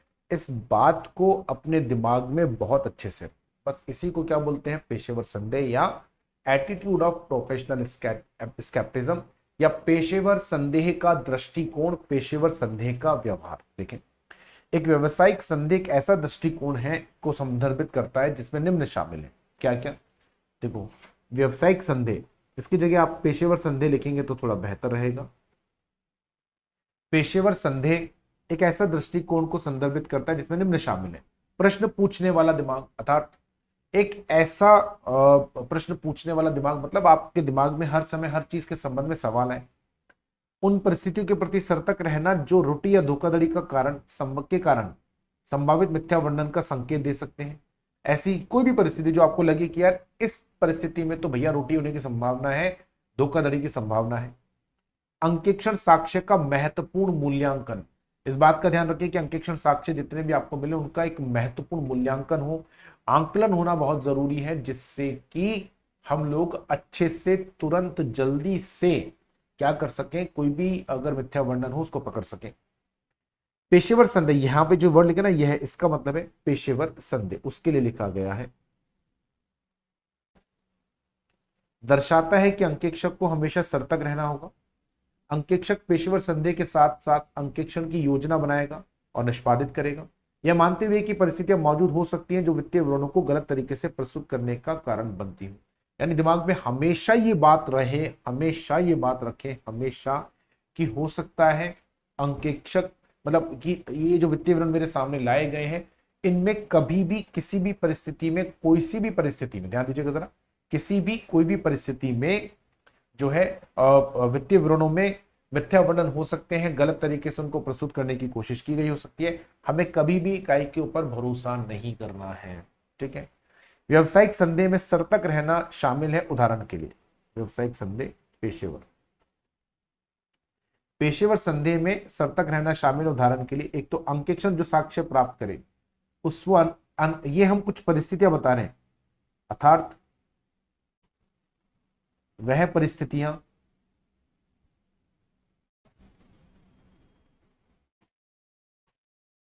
जहां पेशेवर संदेह हो सकता है, ठीक है। जैसे अंकेक्षण साक्ष्य जो प्राप्त अन्य अंकेक्षण साक्ष्यों का खंडन करते हैं, ऐसी जानकारी जो दस्तावेजों की विश्वसनीयता और पूछताछ के जवाबों जो अंकेक्षण साक्ष्य के रूप में उपयोग की जाएगी पर सवाल उठाती हो। ऐसे कोई दस्तावेज हो जहां पर आपको उन दस्तावेजों की विश्वसनीयता को लेकर कोई शंका होती हो। ऐसी स्थितियां जो संभावित धोखाधड़ी का संकेत देती हो। परिस्थितियां जो अंकेक्षण मानकों द्वारा आवश्यक अंकेक्षण प्रक्रियाओं के अतिरिक्त अंकेक्षण प्रक्रियाओं की आवश्यकताओं को सुझाव देती हो। यानी ऐसी कोई परिस्थिति अगर बनती हो जहां पर आपको ऐसा लगे कि इन अंकेक्षण प्रक्रियाओं के अलावा अन्य अंकेक्षण प्रक्रियाएं भी हमें लगानी चाहिए, तो अंकेक्षण साक्ष्य के आलोचनात्मक मूल्यांकन के, ये भी तो बात की बात है बस। तो ये कुछ परिस्थितियां हैं जिनका हमें ध्यान रखना चाहिए। अंकेक्षण साक्ष्य के आलोचनात्मक मूल्यांकन के लिए पेशेवर संदेह आवश्यक है। देखो वैसे तो मैं काट काट के लिख रहा हूं, लेकिन आप इतना ध्यान रखें, अगर आप पेशेवर की जगह व्यवसायिक भी लिखेंगे तो भी, क्योंकि हम लोगों के लिए पेशेवर और व्यवसायिक एक ही होता है, तो इसलिए मैंने वो तो बस इसलिए यहाँ पे लिखा हुआ है, ठीक है ना। मैं यहाँ पे भी लिख देता हूं, आप इसे पेशेवर संदेह बोले, आप इसे व्यवसायिक संदेह बोले, कोई फर्क नहीं पड़ता। तो आप ये मत सोचिएगा कि यहाँ पे जो मैं काट काट के लिख रहा हूं तो पहले गलत लिखा हुआ है और अब सही नहीं, ऐसा कुछ भी नहीं है। दोनों सही है, अपनी परिस्थिति में दोनों ही सही, घबराने की कोई आवश्यकता नहीं है, एक ही बात है। तो ये हमारा था एक अंकेक्षक के नैतिक मूल्यों के बारे में जानकारी, ठीक है, नैतिक मूल्यों के बारे में जानकारी। तो हमने ये जो नैतिक मूल्य है अंकेक्षक के, सारे पे हमने चर्चा करी और ये आपको पालना करनी ही चाहिए। अच्छा, मैं आपको एक और बड़ी मजेदार बात बताता हूँ। ये जो आपने भी नैतिकता के संबंध में जो प्रावधान आपने पढ़े या जो आप पढ़ रहे हो नैतिकता के संबंध में, ये सारी, ये जो भी हमने इतने सारे चर्चा करी, ये इसके ऊपर जो सवाल है, अब तक मेरी बात ध्यान से सुनिएगा, अब तक इसके ऊपर कोई बहुत ज्यादा बने हैं, सवाल बने, ऐसा नहीं है कि सवाल नहीं बने। लगभग हर अटेम्प्ट में एक सवाल आता है, एक या दो क्वेश्चन आते हैं, तो महत्वपूर्ण तो है ही। और मुझे लगता है व्यक्तिगत तौर पे अब धीरे धीरे इसका जो वेटेज है वो बढ़ता जाएगा। आप इस चीज के लिए बिल्कुल तैयार रहें। धीरे धीरे इसकी इसकी जो है वेटेज है एग्जाम में बढ़ेगा, बहुत अच्छे क्वेश्चन आएंगे, और इसीलिए मैंने इसको इस तरीके से बनाने की कोशिश करी है कि आप आसानी से आंसर लिख पाए। हाँ, एक अच्छी बात यह है कि इसके ऊपर किसी तरह का केस स्टडी नहीं बनेगा, तो आप निश्चिंत रहें। केस स्टडी बनने की जो संभावना है वो बहुत ही कम है, लगभग ना के बराबर। केस स्टडी बनने की जो संभावना है वो बिल्कुल लगभग ना के बराबर है, ठीक है ना। तो इसलिए आप अच्छे से पढ़ के जाइएगा। और अगला वाला जो मैं पढ़ा रहा हूं ये तो बहुत ही इंपॉर्टेंट है ना, क्यों? क्योंकि ये है एक अंकेक्षक को नियुक्ति कब स्वीकार करनी चाहिए। मेरा व्यक्तिगत तौर पे इंस्टीट्यूट से ये निवेदन है कि सर ये थोड़ा आप चैप्टर का क्रम सही रखें, बच्चों को तकलीफ होती है। अभी प्रॉब्लम ये है कि हम पहले पढ़ा दें तो भी बच्चों को दिक्कत हो जाती है कि वो सोचता है कि यार पता नहीं सर ने ऊपर नीचे कर दिया, जबकि आपने इतना गलत सीक्वेंस दे दिया। मुझे नहीं पता कि किसकी सलाह से या किन लोगों ने ये सलाह दी। शायद मुझे लगता है कि ये वो लोग हैं जो शायद पढ़ाते नहीं है, इसलिए वो समझ नहीं पा रहे हैं कि बच्चे की मनोस्थिति क्या होती है।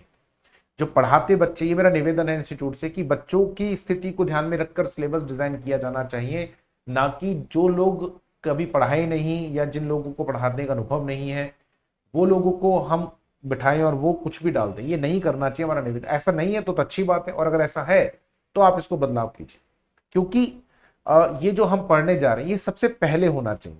हम आज कोई भी अंकेक्षण कार्य स्वीकार करते हैं, ठीक है। अच्छा, ये मैं आपको एक मजेदार बात और बताऊं, पुराना जो सिलेबस था उसमें ये पहले ही था, पुराने वाले सिलेबस में शुरू में ही था, बिल्कुल सही था। पुराना वाला सिलेबस का जो सीक्वेंस था, मैंने हमेशा उसकी इतनी तारीफ करी हर क्लास के अंदर।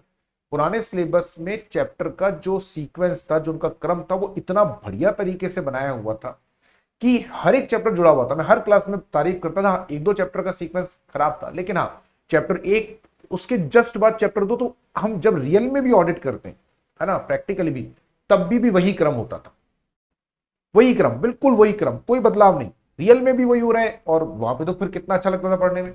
बच्चा जब आर्टिकलशिप में जाता था तो उसको बड़ा आसानी होता था, यार वो क्लास में सर ने पढ़ाया था, पहले ये वाला लगाएंगे फिर ये वाला लगाएंगे। अब यहां हो क्या रहा है, चैप्टर 11 जो सबसे आखिरी चैप्टर है, उसमें यह बताया जा रहा है कि अंकेक्षक को नियुक्ति स्वीकार करते समय किन बातों का ध्यान रखना चाहिए, या अंकेक्षण नियुक्ति की शर्तें क्या होनी चाहिए। अरे अंक, और उससे पहले हमने ये सीख लिया कि अंकेक्षण होता क्या है, उसकी उसमें उसके अंकेक्षण के तरीके क्या है, उसकी कौन कौन सी प्रक्रियाएं हैं। ये इसी तरीके से अंकेक्षण की नैतिकता क्या बात करते हैं, आपने पूरी अंकेक्षण प्रक्रिया सिखा दी, बच्चा ये समझ गया अंकेक्षण क्या होता है। फिर उसके बाद हम आपको बता रहे हैं कि अंकेक्षण में नैतिकता होनी चाहिए। जब पूरा काम ही हो गया, उसके बाद बच्चे को ये बताने का कि उसमें नैतिकता होनी चाहिए, इसका कोई औचित्य नहीं रह जाता। तो निवेदन है मेरा कि आप इस पूरे चैप्टर को उठा के चैप्टर नंबर 1 में डालें, जहां आपने, या चैप्टर नंबर 2 पे डाल दीजिए। एक में अगर आपने अंकेक्षण के बारे में सामान्य बातें बताई हैं, जैसे कि हाँ, वो चैप्टर अपनी जगह बिल्कुल ठीक है, अंकेक्षण का मतलब क्या होता है, अंकेक्षण के फायदे क्या है, नुकसान क्या है, क्या उसमें अंतर्निहित सीमाएं हैं, वो सब ठीक है, एक सामान्य ज्ञान होना ही चाहिए। उसके तुरंत बाद आपको बता देना चाहिए था कि अंकेक्षण जो है उसमें अंकेक्षण की नियुक्ति की शर्तें क्या है, पेशेवर नैतिकता क्या है। अब मुझे मजबूरी में चैप्टर बीच में उठाना पड़ा, अब क्या कर सकते हैं, चैप्टर 1 2 3 4 5 पढ़ा दिया, फिर ये उठाना पड़ा। मैं तो इसको शुरू में ही पढ़ाना चाहता था, लेकिन अगर सीधा ये पढ़ा देता तो आप लोग परेशान हो जाते कि बोले सर सीधा इतना आगे से, क्योंकि आपके लिए सब्जेक्ट एकदम नया है, तो हमें ये भी ध्यान रखना पड़ता है बच्चे की मेंटालिटी क्या है। बच्चा भी एकदम नया कि यार सीधा सेकंड मॉड्यूल का, वो भी सबसे आखिरी चैप्टर, ये क्या हो गया, मतलब सिलेबस में सबसे आखिरी चैप्टर सबसे पहले पढ़ा रहे हैं। तो बच्चा थोड़ा सा फिर वो वहां पे अनकंफर्टेबल सा हो जाता है, असहज महसूस करता है। इसीलिए खैर ये है क्या, पहले मैं आपको बता दूं और क्यों इतना महत्वपूर्ण है। देखिए, हम पेशेवर लोग हैं, और पेशेवर लोगों में एक खास बात होती है और होनी ही चाहिए, हम सोच समझ के काम लेते, और जो काम हमने ले लिया तब उस काम से फिर पीछे नहीं हटते, फिर चाहे परिस्थिति कोई भी हो, ठीक है ना। यही तो एक पेशेवर की पहचान है, कि ऐसा नहीं कि अब काम ले लिया और मन करा बोले नहीं नहीं मैं नहीं करूंगा ये काम, नहीं नहीं मुझसे नहीं होगा, मैं तो नहीं कर पा रहा, किसी और से करवा लो, बीच में छोड़ के चले। पेशेवर को ये सब चीजें जो है शोभा नहीं देती। पेशेवर की जिम्मेदारी है जो काम आपने लिया है उसे आप पूरा करें। हाँ, परिस्थिति हमारे अनुकूल नहीं है, किसी तरह का और कोई वैधानिक कोई अगर आवश्यकता आ गई तो वो एक अलग बात है, उसमें मेरी कोई गलती नहीं। कोई वैधानिक आवश्यकता आ गई, किसी तरह का कोई नियम आ गया, कोई कायदा आ गया, तो उसमें हम क्या कर सकते हैं। इकाई के साथ या मेरे साथ कुछ हो गया तो मैं कुछ नहीं कर सकता, है ना, तो एक अलग परिस्थिति बनती है। वरना सामान्य अगर परिस्थितियां है तो उसमें कभी भी कोई भी अंकेक्षक या कोई भी पेशेवर कार्य को लेने के बाद बीच में नहीं छोड़ता। और चूंकि बात हम पहले से जानते हैं कि कोई भी कार्य लेने के बाद मुझे उसे बीच में नहीं छोड़ना है, तो ऐसी परिस्थिति में मैं ये बात को सुनिश्चित करता हूं या सुनिश्चित करके रखता हूं कि मैंने अगर कोई काम लिया है तो उस काम को, मैं ध्यान दीजिएगा अगर मेरी बात पर, मैंने कोई काम लिया तो उस काम को मैं पूरा करूं, और पूरा चूंकि मैं करूंगा, बीच में नहीं छोड़ूंगा, तो काम लेने से पहले मैं ये सुनिश्चित कर लूं कि इस अंकेक्षण कार्य को करने के लिए जो जो भी चीजें होनी चाहिए वो है या नहीं। यानी जो जो चीजें, कई बार ऐसा होता है ना, जैसे उदाहरण के तौर पर बताता हूं, यदि हम लोग अंकेक्षण कार्य लेकर करते हैं तो हम पहले से कई कोई बोलते हैं सर वित्तीय विवरण मैं नहीं बनाऊंगा क्योंकि ये मेरा काम नहीं है, ये आपका काम है। यदि मैं वित्तीय विवरण बनाऊंगा तो मैं अंकेक्षण नहीं कर सकता। अंकेक्षण क्यों नहीं कर सकता? अंकेक्षण स्वतंत्र नहीं रहूंगा भाई। यदि मैं ही वित्तीय विवरणों का निर्माण करूंगा और मैं ही अंकेक्षण जो है करूंगा तो स्वतंत्र कहां रहूंगा। लेकिन इकाई सोच के बैठी होती है शायद कि नहीं नहीं, अंकेक्षक आएगा, सीए साहब आएंगे, वो वित्तीय विवरणों का निर्माण करेंगे, वही वित्तीय विवरणों का अंकेक्षण करेंगे, वो ये सोच के बैठा है। अब हो गई ना गड़बड़। आपने कुछ और समझा, उसने कुछ और समझा, दोनों के विचारों में मतभेद हो गया। आपने सोचा कि ये पैसे जो है मुझे आधा शुरू में देगा आधा बाद में देगा, वो सोच रहा है पूरा पैसा बाद में दूंगा। आपने सोचा, क्योंकि ऐसा होता है कि हम लोग अंकेक्षण करेंगे फिर जैसी भी अंकेक्षण रिपोर्ट होगी वैसी देगी, वो सोच के बैठा है अंकेक्षक तो लिखेगा ट्रू एंड फेयर है भाई, सही उचित है, ये लिख के देगा। अब ये जो मतभेद है ये सब इसलिए आते हैं क्योंकि आपने अंकेक्षण कार्य स्वीकार करने से पहले इन सब पर अपने जो है ग्राहक के साथ चर्चा नहीं करी, आपने ग्राहक को सारी बातें नहीं बताई। ये इसी वजह से तो हुआ, और काहे के लिए हुआ, वरना तो ये होता ही नहीं, वरना तो ये होता ही नहीं। तो ऐसी परिस्थिति में ये बहुत आवश्यक होता है कि आप जब कोई अंकेक्षण कार्य कर रहे हैं, किसी भी तरह का कोई अंकेक्षण कार्य अगर आप कर रहे हैं, तो उस अंकेक्षण कार्य को करने से पहले हम स्वीकार करते हैं, और स्वीकार करने से पहले कुछ बातें हैं जिनको सुनिश्चित कर लिया जाए तो बेहतर होता है। किसी भी तरह के आपसी मतभेद होने की जो संभावना है वह पूरी तरीके से क्या हो जाती है, खत्म हो जाती है। ठीक है, एक बात तो ये हमें ध्यान में रखना है। तो हम बस इस चैप्टर में इस ऐसे, अच्छा ये अपने आप में टॉपिक भी है और अपने आप में पूरा एक ऐसे भी है, ऐसे 210 अंक। मैंने कहा था ना आपको बहुत सारे अंकेक्षण मानक हमें चैप्टर के साथ साथ ही पढ़ने, या ऐसे बोले वो अंकेक्षण मानक के ऊपर ही चैप्टर आधारित है, उसी के ऊपर पूरा चैप्टर बना हुआ है। तो ऐसे 210 ये कहता है, अगर हम आसान भाषा में बात करें अंदर जाए बिना, ऐसे 210 ये कहता है कि कोई भी अंकेक्षण कार्य स्वीकार करने से पहले अंकेक्षक को यह सुनिश्चित कर लेना चाहिए कि उस अंकेक्षण कार्य से संबंधित जो भी अंकेक्षण कार्य से संबंधित जो भी अगर जो पूर्व शर्तें हैं वो विद्यमान है या नहीं, और अगर अंकेक्षण कार्य स्वीकार करने से पहले या अंकेक्षण से पहले जो पूर्व शर्तें होनी चाहिए वो विद्यमान नहीं है तो बेहतर है हम अंकेक्षण कार्य को स्वीकार ही ना करें। देखें जैसे यह ऐसे मुख्य रूप से ये समुचित शासन से संबंधित व्यक्ति, पीछे मैं चर्चा कर आ चुका कई बार, जिनको हम पर्सन चार्ज विद गवर्नेंस बोलते हैं, तथा प्रबंध के साथ अंकेक्षण की शर्तों की सहमति के संबंध में अंकेक्षक के उत्तरदायित्व के बारे में बताता है। यानी इकाई का अंकेक्षण स्वीकार करने से पहले इकाई के प्रबंधन और इकाई के जो समुचित शासन से संबंधित व्यक्ति हैं उनके साथ में अंकेक्षण की जो भी शर्तें हैं उनके बारे में आपके और अंकेक्षक प्रबंधन के बीच में आपका जो भी दायित्व कम से कम उसकी तो चर्चा करें। प्रबंधन क्या करेगा उस पर तो हमारा कोई जोर नहीं है, पर कम से कम उस कार्य में प्रबंधन अंकेक्षक की क्या जिम्मेदारी है उसके बारे में ये आपको अंकेक्षण मानक बताएगा। यह ऐसे बताता है कि एक अंकेक्षक को अंकेक्षण नियुक्ति तभी स्वीकार करनी चाहिए या कार्य तभी जारी रखना चाहिए जब अंकेक्षण के लिए आवश्यक आधारों को निम्न के द्वारा सुनिश्चित करने के लिए प्रबंध तैयार है।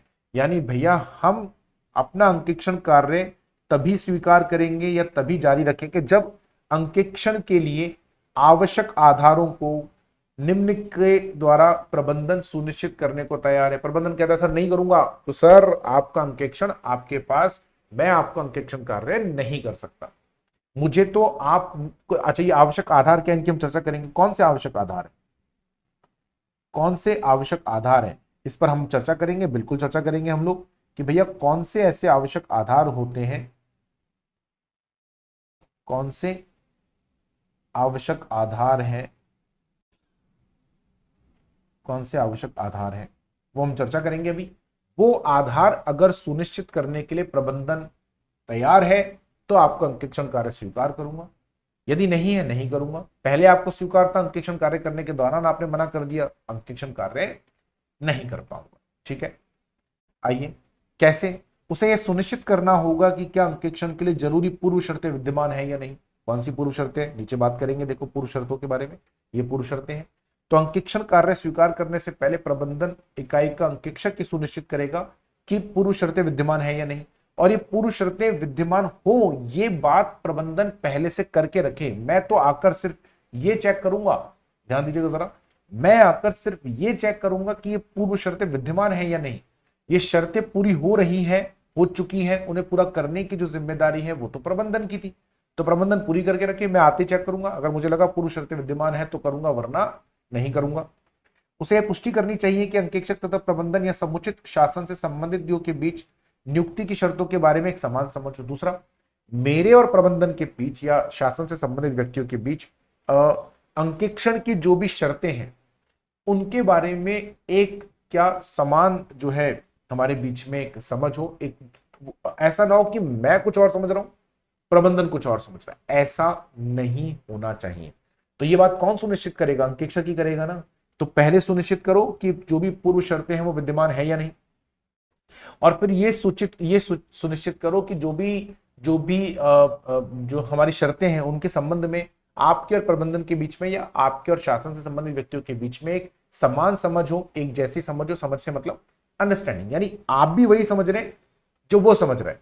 ऐसा ना हो कि आप कुछ और समझ रहे हैं, वो कुछ और समझ रहा है, और जब अंकेक्षण कार्य करने बैठे या जब अंकेक्षण कार्य हमने करा तब दोनों के बीच में क्या हो रही है? लड़ाइयां हो रही हैं। ऐसा हम नहीं चाहते, किसी तरह का कोई भी वाद विवाद मतभेद हम नहीं चाहते कि अंकेक्षण के दौरान हो, क्योंकि ये कहीं ना कहीं आपकी स्वतंत्रता, आपकी कार्यनिष्ठता, आपकी निष्पक्षता पर प्रभाव डाल सकती है। देखिए, वाद विवाद होगा तो थोड़ा बहुत तो प्रभाव आता ही है। तो ऐसी परिस्थिति में ये सबसे बेहतर चीज है कि हम इन चीजों के बारे में पहले से क्या करके रखें, एक जैसा सोच के रखें, समझ रखें। अंकेक्षण के लिए पूर्व शर्तें, अंकेक्षण के लिए भैया कौन सी पूर्व शर्तें हैं देखिएगा जरा। अंकेक्षण के लिए पूर्व शर्तें, तो भैया क्या पूर्व शर्तें देखिए। इस ऐसे के आधार पे इससे तात्पर्य निम्न से है। पहला, वित्तीय विवरणों के निर्माण में प्रबंधन द्वारा किसी स्वीकार्य रिपोर्टिंग ढांचे का प्रयोग। देखिए, ये जो स्वीकार्य रिपोर्टिंग ढांचा है इसको अंग्रेजी में क्या कहते हैं? इसको कहते हैं एप्लीकेबल फाइनेंशियल रिपोर्टिंग। वैसे तो मैंने फ्रेमवर्क, फाइनेंशियल रिपोर्टिंग फ्रेमवर्क, आप खाली रिपोर्टिंग फ्रेमवर्क बोलेंगे तो भी चलेगा, क्योंकि हम तो अपन लोग जब पढ़ रहे हैं, अपन तो सीए है, तो अपन लोग तो हमेशा फाइनेंस की बातें करते हैं, ठीक है ना। तो अगर आपने यहाँ पे फाइनेंशियल रिपोर्टिंग फ्रेमवर्क की जगह सिर्फ रिपोर्टिंग फ्रेमवर्क भी लिखा ना तो भी चलेगा, कोई चिंता की बात नहीं है, ठीक है, कोई चिंता की बात नहीं है। तो हर इकाई को जब अपने वित्तीय विवरणों का निर्माण करना पड़ता है, या हर इकाई जब अपने वित्तीय विवरणों का निर्माण करती है, तो वित्तीय विवरणों का निर्माण करते समय कोई ना कोई रिपोर्टिंग ढांचे का प्रयोग करती है। उदाहरण के तौर पे यदि कंपनी की अगर रिपोर्टिंग हो रही है या कंपनी के वित्तीय विवरणों का निर्माण हो रहा है, तो उसका जो वित्तीय रिपोर्टिंग ढांचा है वो कंपनी अधिनियम की अनुसूची 3 के अनुसार बनेगा। बैंक का अगर आप वित्तीय विवरण बना रहे हैं तो कंपनी बैंकिंग अधिनियम की अनुसूची 3 के अनुसार बनेगा।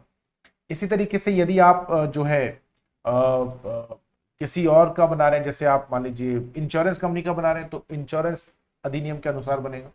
इलेक्ट्रिसिटी कंपनी का अपना अधिनियम है, इलेक्ट्रिसिटी अधिनियम 2003, बिजली अधिनियम जिसे बोलते हैं, उसके अनुसार बनेगा। और यदि किसी के लिए कोई अधिनियम नहीं भी है तो भी उसका रिपोर्टिंग ढांचा तो कहीं ना कहीं होता है। कहाँ होता है?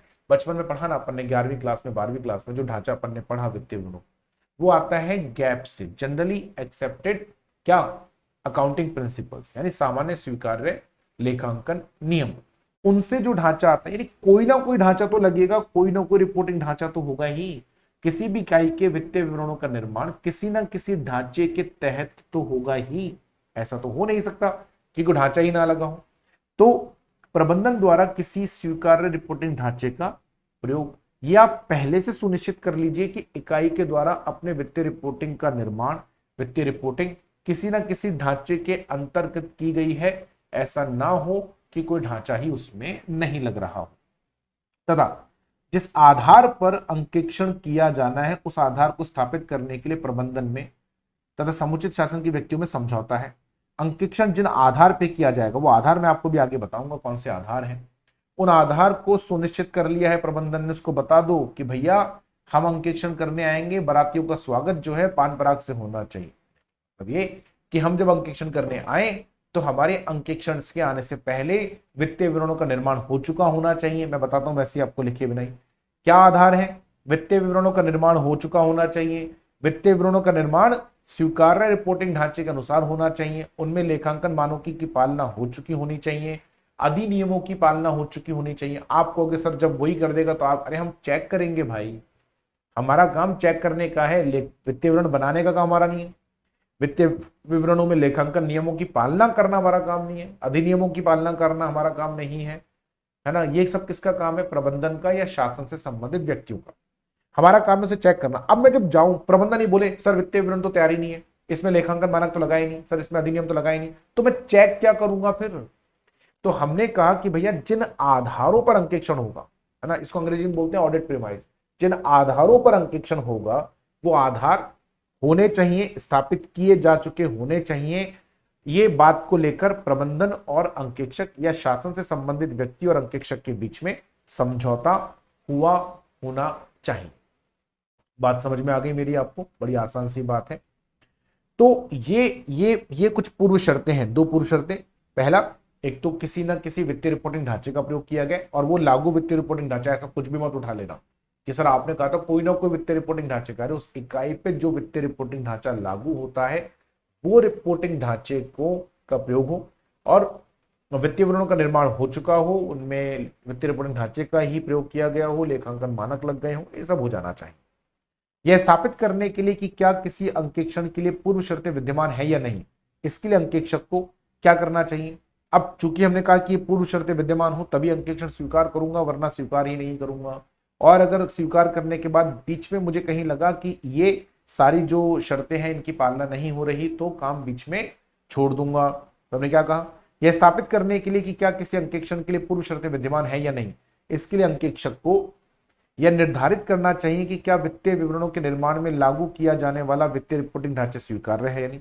आप खुद ही, आपने तो इकाई को बोल दिया कि सर देखो लागू वित्तीय रिपोर्टिंग ढांचा लगा लेना, अरे तो भाई तू भी तो चेक कर ले। हाँ माना ये इकाई के प्रबंधन की जिम्मेदारी, माना कि प्रबंधन की जिम्मेदारी है कि लागू वित्तीय रिपोर्टिंग ढांचा हो, उसके अनुसार वित्तीय विवरण बने, लेकिन तू अंकेक्षण कार्य स्वीकार करने से पहले अगर प्रबंधन से बात कर लेता कि सर वो कौन सा ढांचा लगाया, वो सर कंप्लेन, ठीक हो गया सुनिश्चित, इतना सही तो करना था। अरे चेक तो हम अंकेक्षण करने के दौरान करेंगे, अभी तो मैंने स्वीकार ही नहीं करा कार्य।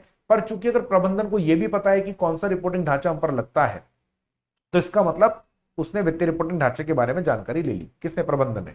तो वो सुनिश्चित कर लेगा। इसके अलावा हमने जैसा कहा कि अंकेक्षण के आधार होने ही चाहिए, इसके बिना आप अंकेक्षण कार्य स्वीकार नहीं करेंगे, है ना। यानी वित्तीय विवरणों का निर्माण हो चुका हो, वित्तीय विवरण लागू वित्तीय रिपोर्टिंग ढांचे के अनुसार बने हों, उसमें लेखांकन मानक लग गए हों, इकाई द्वारा आंतरिक नियंत्रण की स्थापना कर दी गई हो, मिथ्या वर्णन नहीं हो, ये सब प्रबंधन सुनिश्चित करेगा, मैं चेक करूंगा।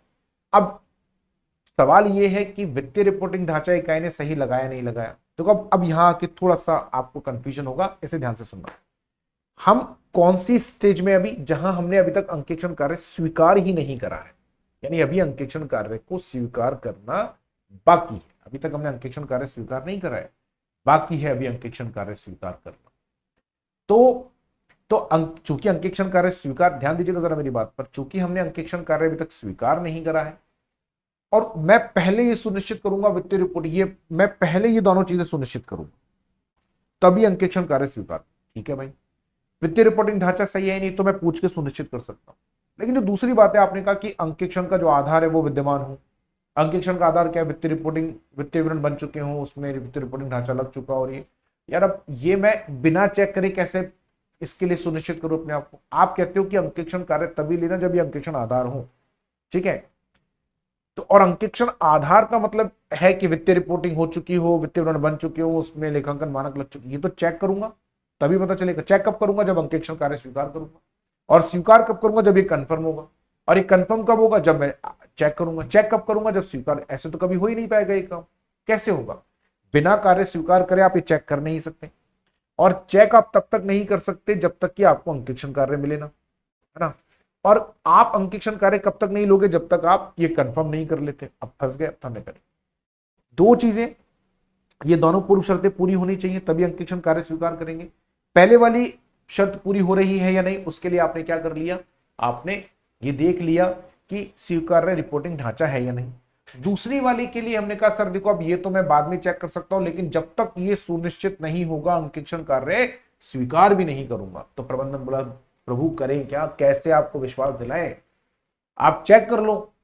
वो कह रहा चेक तो तब करूंगा जब नियुक्ति लूंगा। तो सर पहले नियुक्ति ले लो, लेकिन नियुक्ति तो तब लूंगा जब ये कन्फर्म है।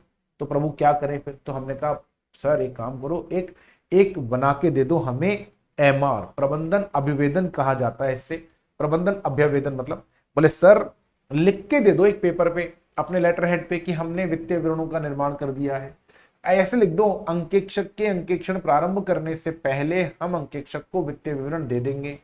उन वित्तीय विवरणों का निर्माण रिपोर्टिंग ढांचे के अनुसार करेंगे, उनमें लेखांकन मानक लगाएंगे, आंतरिक निर्माण आंतरिक नियंत्रण लगा चुके होंगे मिथ्या वर्णनों को ढूंढने के लिए। ये सब आप लिख के दे दो। किसमें? एक अपने लेटर हेड पे, जिसको इंग्लिश में कहते हैं एमआर यानी मैनेजमेंट रिप्रेजेंटेशन, हिंदी में कहते हैं प्रबंधन अभ्यावेदन। ये लिख के दे दो हमें। यदि आप हमें लिख के, हाँ वित्तीय रिपोर्टिंग ढांचे के बारे में मत लिखो, वो तो मैंने चेक कर लिया ना, पूछ के कर लिया, उसमें चेक करने में तो 1 मिनट लगता है, बस पूछना ही था। फिर भी लिखवा लो, एमआर तो लिखवा लेना उसके अंदर। तो मैं अंकेक्षण कार्य स्वीकार करूं, क्योंकि मुझे ये पहले सुनिश्चित करना जरूरी है कि अंकेक्षण से या अंकेक्षण के लिए जो पूर्व शर्तें हैं उनकी पालना हो रही है या नहीं। देखो, अंकेक्षक प्रबंधन अभ्यावेदन प्राप्त करेगा कि प्रबंधन निम्न के संबंध में अपनी जिम्मेदारी को समझता तथा स्वीकार करता है। क्या? पहला, लागू वित्तीय रिपोर्टिंग ढांचे के अनुसार वित्तीय विवरण तैयार करने तथा उनका उचित प्रस्तुतिकरण करने में, वित्तीय विवरणों के निर्माण के लिए आंतरिक नियंत्रण स्थापित करना जिससे आश्वासित किया जा सके कि वित्तीय विवरण अशुद्ध कथन से पूर्णतः मुक्त है। अंकेक्षक को निम्न प्रदान करने में अंकेक्षक के प्रायोजन के लिए सूचनाएं, ये लिख के देगा प्रबंधन की अंकेक्षक को अंकेक्षण के दौरान हम जो भी सूचनाएं चाहिए वित्तीय विवरणों के अलावा वो भी देंगे। ये लिख के दो आप। इकाई के सभी व्यक्तियों तक बाधाहीन पहुंच जिससे अंकेक्षक अंकेक्षण साक्ष्य जुटाना आवश्यक समझे। इकाई ये भी लिख के देगा कि सर हम आपको जो भी आपको जो है जानकारी चाहिए, सूचना चाहिए, वो उपलब्ध कराएंगे। हमारे सारे कर्मचारियों तक आप जो है पहुंच सकते हैं, उनसे आप जानकारी ले सकते हैं। बाधाहीन पहुंच मतलब अनरेस्ट्रिक्टेड एक्सेस दोगे। ये पहले लिख के दो, पहले लिख के दोगे तो ही करूंगा। कल को पता चले मैंने अंकेक्षण कार्य स्वीकार कर लिया और तुम मुझे अंकेक्षण साक्ष्य प्राप्त करने के लिए क्या नहीं दे रहे, दस्तावेज ही नहीं दे रहे। आप कह रहे हो कि वित्तीय विवरण दे दिए ना, अरे प्रभु तो और भी जानकारी चाहिए होती है। कर्मचारियों से बात नहीं करने दे रहे, मुझे पूछताछ नहीं करने दे रहे, तो पहले लिख के दो। यदि लिख के देते हो हाँ ऐसा करने देंगे तो ही करूंगा, वरना अंकेक्षण कार्य स्वीकार नहीं करूंगा। सिंपल सी बात समझ में आ गई क्या? बड़ी आसान सी बात है। यदि किसी अंकेक्षण के लिए पूर्व शर्तें विद्यमान नहीं हो तो अंकेक्षक को प्रबंधन से इस मामले पर विचार करना चाहिए तथा यदि समाधान करना संभव ना हो तो अंकेक्षक को नियुक्ति स्वीकार नहीं करनी चाहिए। सिंपल है भैया। या तो ये सब कंडीशन हो, पूर्व शर्तें हो, नहीं होंगी तो इतनी जल्दी से नहीं हो, मैं तो ले नहीं रहा, मैं नहीं। पहले प्रबंधन से चर्चा कर लो, सर पूर्व शर्तों के बिना अंकेक्षण कार्य नहीं ले पाऊंगा, शायद कोई बीच का रास्ता निकला है, प्रबंधन ने आपको बता दिया सर ऐसा कर लेते हैं, ये कर लेते हैं, फिर अंकेक्षण कार्य स्वीकार कर लेना। और फिर भी ना हो, प्रबंधन से चर्चा करने के बाद भी अगर ऐसा नहीं होता तो ऐसी परिस्थिति में आप क्या करेंगे? आप अंकेक्षण कार्य स्वीकार नहीं करेंगे। ठीक है, आगे चलते हैं। अंकेक्षण नियुक्ति स्वीकृति से पूर्व क्षेत्र पर सीमाएं, सीमाएं मतलब लिमिटेड। देखिए सामान्य तौर पर ऐसा होता तो नहीं है, पर कभी कभी ऐसा होता है कि जिस समय आप इकाई का अंकेक्षण कार्य स्वीकार कर रहे हैं उसी समय अंकेक्षक के ऊपर कुछ क्या लगा दी जाती है? सीमाएं। ये नहीं चेक करने देंगे, ये रिकॉर्ड नहीं चेक करने देंगे, इस गोडाउन में नहीं जाने देंगे। ऐसे कैसे? फिर अंकेक्षण करेंगे कैसे? तो हो सकता है कि आपके द्वारा अंकेक्षण कार्य स्वीकार करने से पहले प्रबंधन आपके ऊपर कुछ सीमाएं लगा सकता है। अभी अंकेक्षण उसका है तो हमें क्या चेक करना है, क्या नहीं करना है, ये निश्चित हम करते हैं, लेकिन क्या क्या दस्तावेज वो हमें उपलब्ध कराएंगे, क्या सूचनाएं हमें उपलब्ध कराएंगे, इसकी जानकारी तो वही हमें देते हैं। तो यदि प्रस्तावित अंकेक्षण नियुक्ति की शर्तों में प्रबंधन तथा समुचित शासन से संबंधित व्यक्ति अंकेक्षक के कार्य क्षेत्र पर कोई सीमा लगाते हैं जिस सीमा के परिणाम स्वरूप अंकेक्षक के विश्वास से वित्तीय विवरणों के संबंध में डिस्क्लेमर देना पड़ सकता है। बेटा डिस्क्लेमर क्या होता है? ये अंकेक्षण राय का एक प्रकार होता है। इसके तहत हम अपनी राय में ये लिखते हैं कि मैं राय देने में असमर्थ हूं क्योंकि मुझे वित्तीय विवरणों की ये वाली मद जांच नहीं करने दी गई। जरूरी नहीं आप पूरे वित्तीय विवरण के लिए लिखें, आप किसी मद के संदर्भ में भी लिख सकते हैं। तो जब मुझे शुरू से ऐसा लगता है कि प्रबंधन द्वारा मुझे पहले ही बोल दिया गया अंकेक्षण कार्य स्वीकार करने से पहले कि हम आपको ये दस्तावेज उपलब्ध नहीं कराएंगे, ये जानकारी नहीं लेने देंगे, इन कर्मचारियों से बात नहीं करने देंगे, या और मुझे शुरू से पता था कि अगर ऐसा हुआ तो मुझे बेवजह क्या देना पड़ेगा, डिस्क्लेमर, यानी दावा। इसको हम पीछे पढ़कर भी आए थे, अगर आपको याद हो तो शायद मैंने पिछले से पिछले लेक्चर में इसके बारे में कहीं बात की थी। दावा त्याग की राय, दावा त्याग मतलब डिस्क्लेमर, यानी हम उसमें लिखते हैं कि मैं राय देने में असमर्थ हूं, या तो पूरे वित्तीय विवरण के लिए किसी मद के संदर्भ में हम ऐसा लिखते हैं। तो यदि अंकेक्षण करने के दौरान या अंकेक्षण स्वीकार करने से पहले ही मेरे ऊपर किसी तरह की कोई सीमा लगा दी गई और वो सीमा लगाने की वजह से मैं अपनी राय नहीं दे पाऊंगा, ऐसा मुझे पता है, तो बेहतर है कि आप अंकेक्षण कार्य स्वीकार करें। तो बड़ा अजीब सा हो गया ना यार। आप अभी तो मैंने अंकेक्षण कार्य लिया नहीं, आपने पहले ही उंगली कर दी, नहीं ये मत करना, नहीं ये नहीं करोगे, देखो ये चेक मत करना, वो चेक मत करना। अब आपने जब पहले ही ये कर दिया तो फिर मेरे पास तो आपने कोई ऑप्शन छोड़ा ही नहीं। अब मैं क्या करूंगा मुझे बताओ। जब आपने पहले ही ऐसा कर दिया तो मैं क्या करूंगा। तो ऐसी परिस्थिति में अंकेक्षक को अगर उसको लगता है कि हाँ, कई बार ऐसा भी होता है प्रबंधन हमें ऐसी किसी चीज को चेक करने से मना कर देता है शुरू में, या ऐसी किसी दस्तावेज को लेने से मना कर देता है, या ऐसी किसी जगह जाने से मना कर देता है जहां पे अगर मैं नहीं भी जाऊं या उस दस्तावेज की मैं जांच ना भी करूं या मैं उस दस्तावेज के संबंध में किसी तरह की कोई जानकारी ना भी लूं, तो भी मुझे मेरे अंकेक्षण पे कोई फर्क नहीं पड़ेगा, क्योंकि हम भी तो सैंपलिंग करते हैं ना। तो बहुत सारी चीजों की हम जांच नहीं भी करते। लेकिन प्रबंधन को थोड़ी पता था कि मैं सैंपल में क्या लूंगा क्या नहीं लूंगा। प्रबंधन को नहीं पता था मैं सैंपल में क्या लूंगा या क्या नहीं लूंगा। तो इसीलिए प्रबंधन ने मुझे जो है मना करा। लेकिन मैंने कहा मैं उसको नहीं बता रहा हूं कि सर ये तो मैं वैसे भी चेक करने वाला था। मैंने कहा चलो सर कोई बात नहीं, नहीं तो ठीक है देख ले। तो ऐसी परिस्थिति के अंदर आप अंकेक्षण कार्य स्वीकार भी कर सकते हैं। पर यदि अगर आपको लगता है कि जिस चीज के लिए प्रबंधन मुझे ये काम करने से मना कर रहा है उसकी वजह से मेरी राय में डिस्क्लेमर जाएगा, दावा त्याग की राय मुझे देनी पड़ेगी, मुझे लिखना पड़ सकता है, तो बेहतर है कि आप अंकेक्षण कार्य स्वीकार ना। पहले उनसे निवेदन कर लो, सर ऐसा मत करो, मैं राय नहीं दे पाऊंगा, बेवजह अंकेक्षण कार्य नहीं ले पाऊंगा। वो नहीं मानते हैं, नहीं तो नहीं, क्या कर सकते हैं हम। आगे आओ। अंकेक्षण नियुक्ति की शर्तों में पर ठहराव सामान्य समझ, यानी एग्रीमेंट ऑन ऑडिट एंगेजमेंट। ये एक छोटी सी चीज है जो बेहद महत्वपूर्ण है। उसके बाद नीचे वाला जो है वो बहुत ज्यादा महत्वपूर्ण है, ये वाला आगे। लेकिन उससे पहले ये क्या है, ये देखिए क्या है ना, बोलने से कुछ नहीं होता है। आपस में चर्चा कर ली, कह दिया, उसने सुन लिया, आपने मान लिया, उसने मान लिया, लिख लो, लिख लो। लिखने से सारी समस्याओं का समाधान हो जाता है। कल को लड़ाई झगड़ा हो, चिल्लाए चीखे, सर एक मिनट सर लेटर था सर, पढ़ लेते ना, इसमें जो लिखा था उसी के आधार पे तो करेंगे। इसमें देखो लिख रहा है ना, लिखा हो, अब क्या बोलोगे आप। ना तो वो झूठ बोल सकता, ना आप झूठ बोल सकते, ना आप उसकी बात मानने से मना कर सकते, ना वो आपकी बात माना, क्योंकि लिखा हुआ है।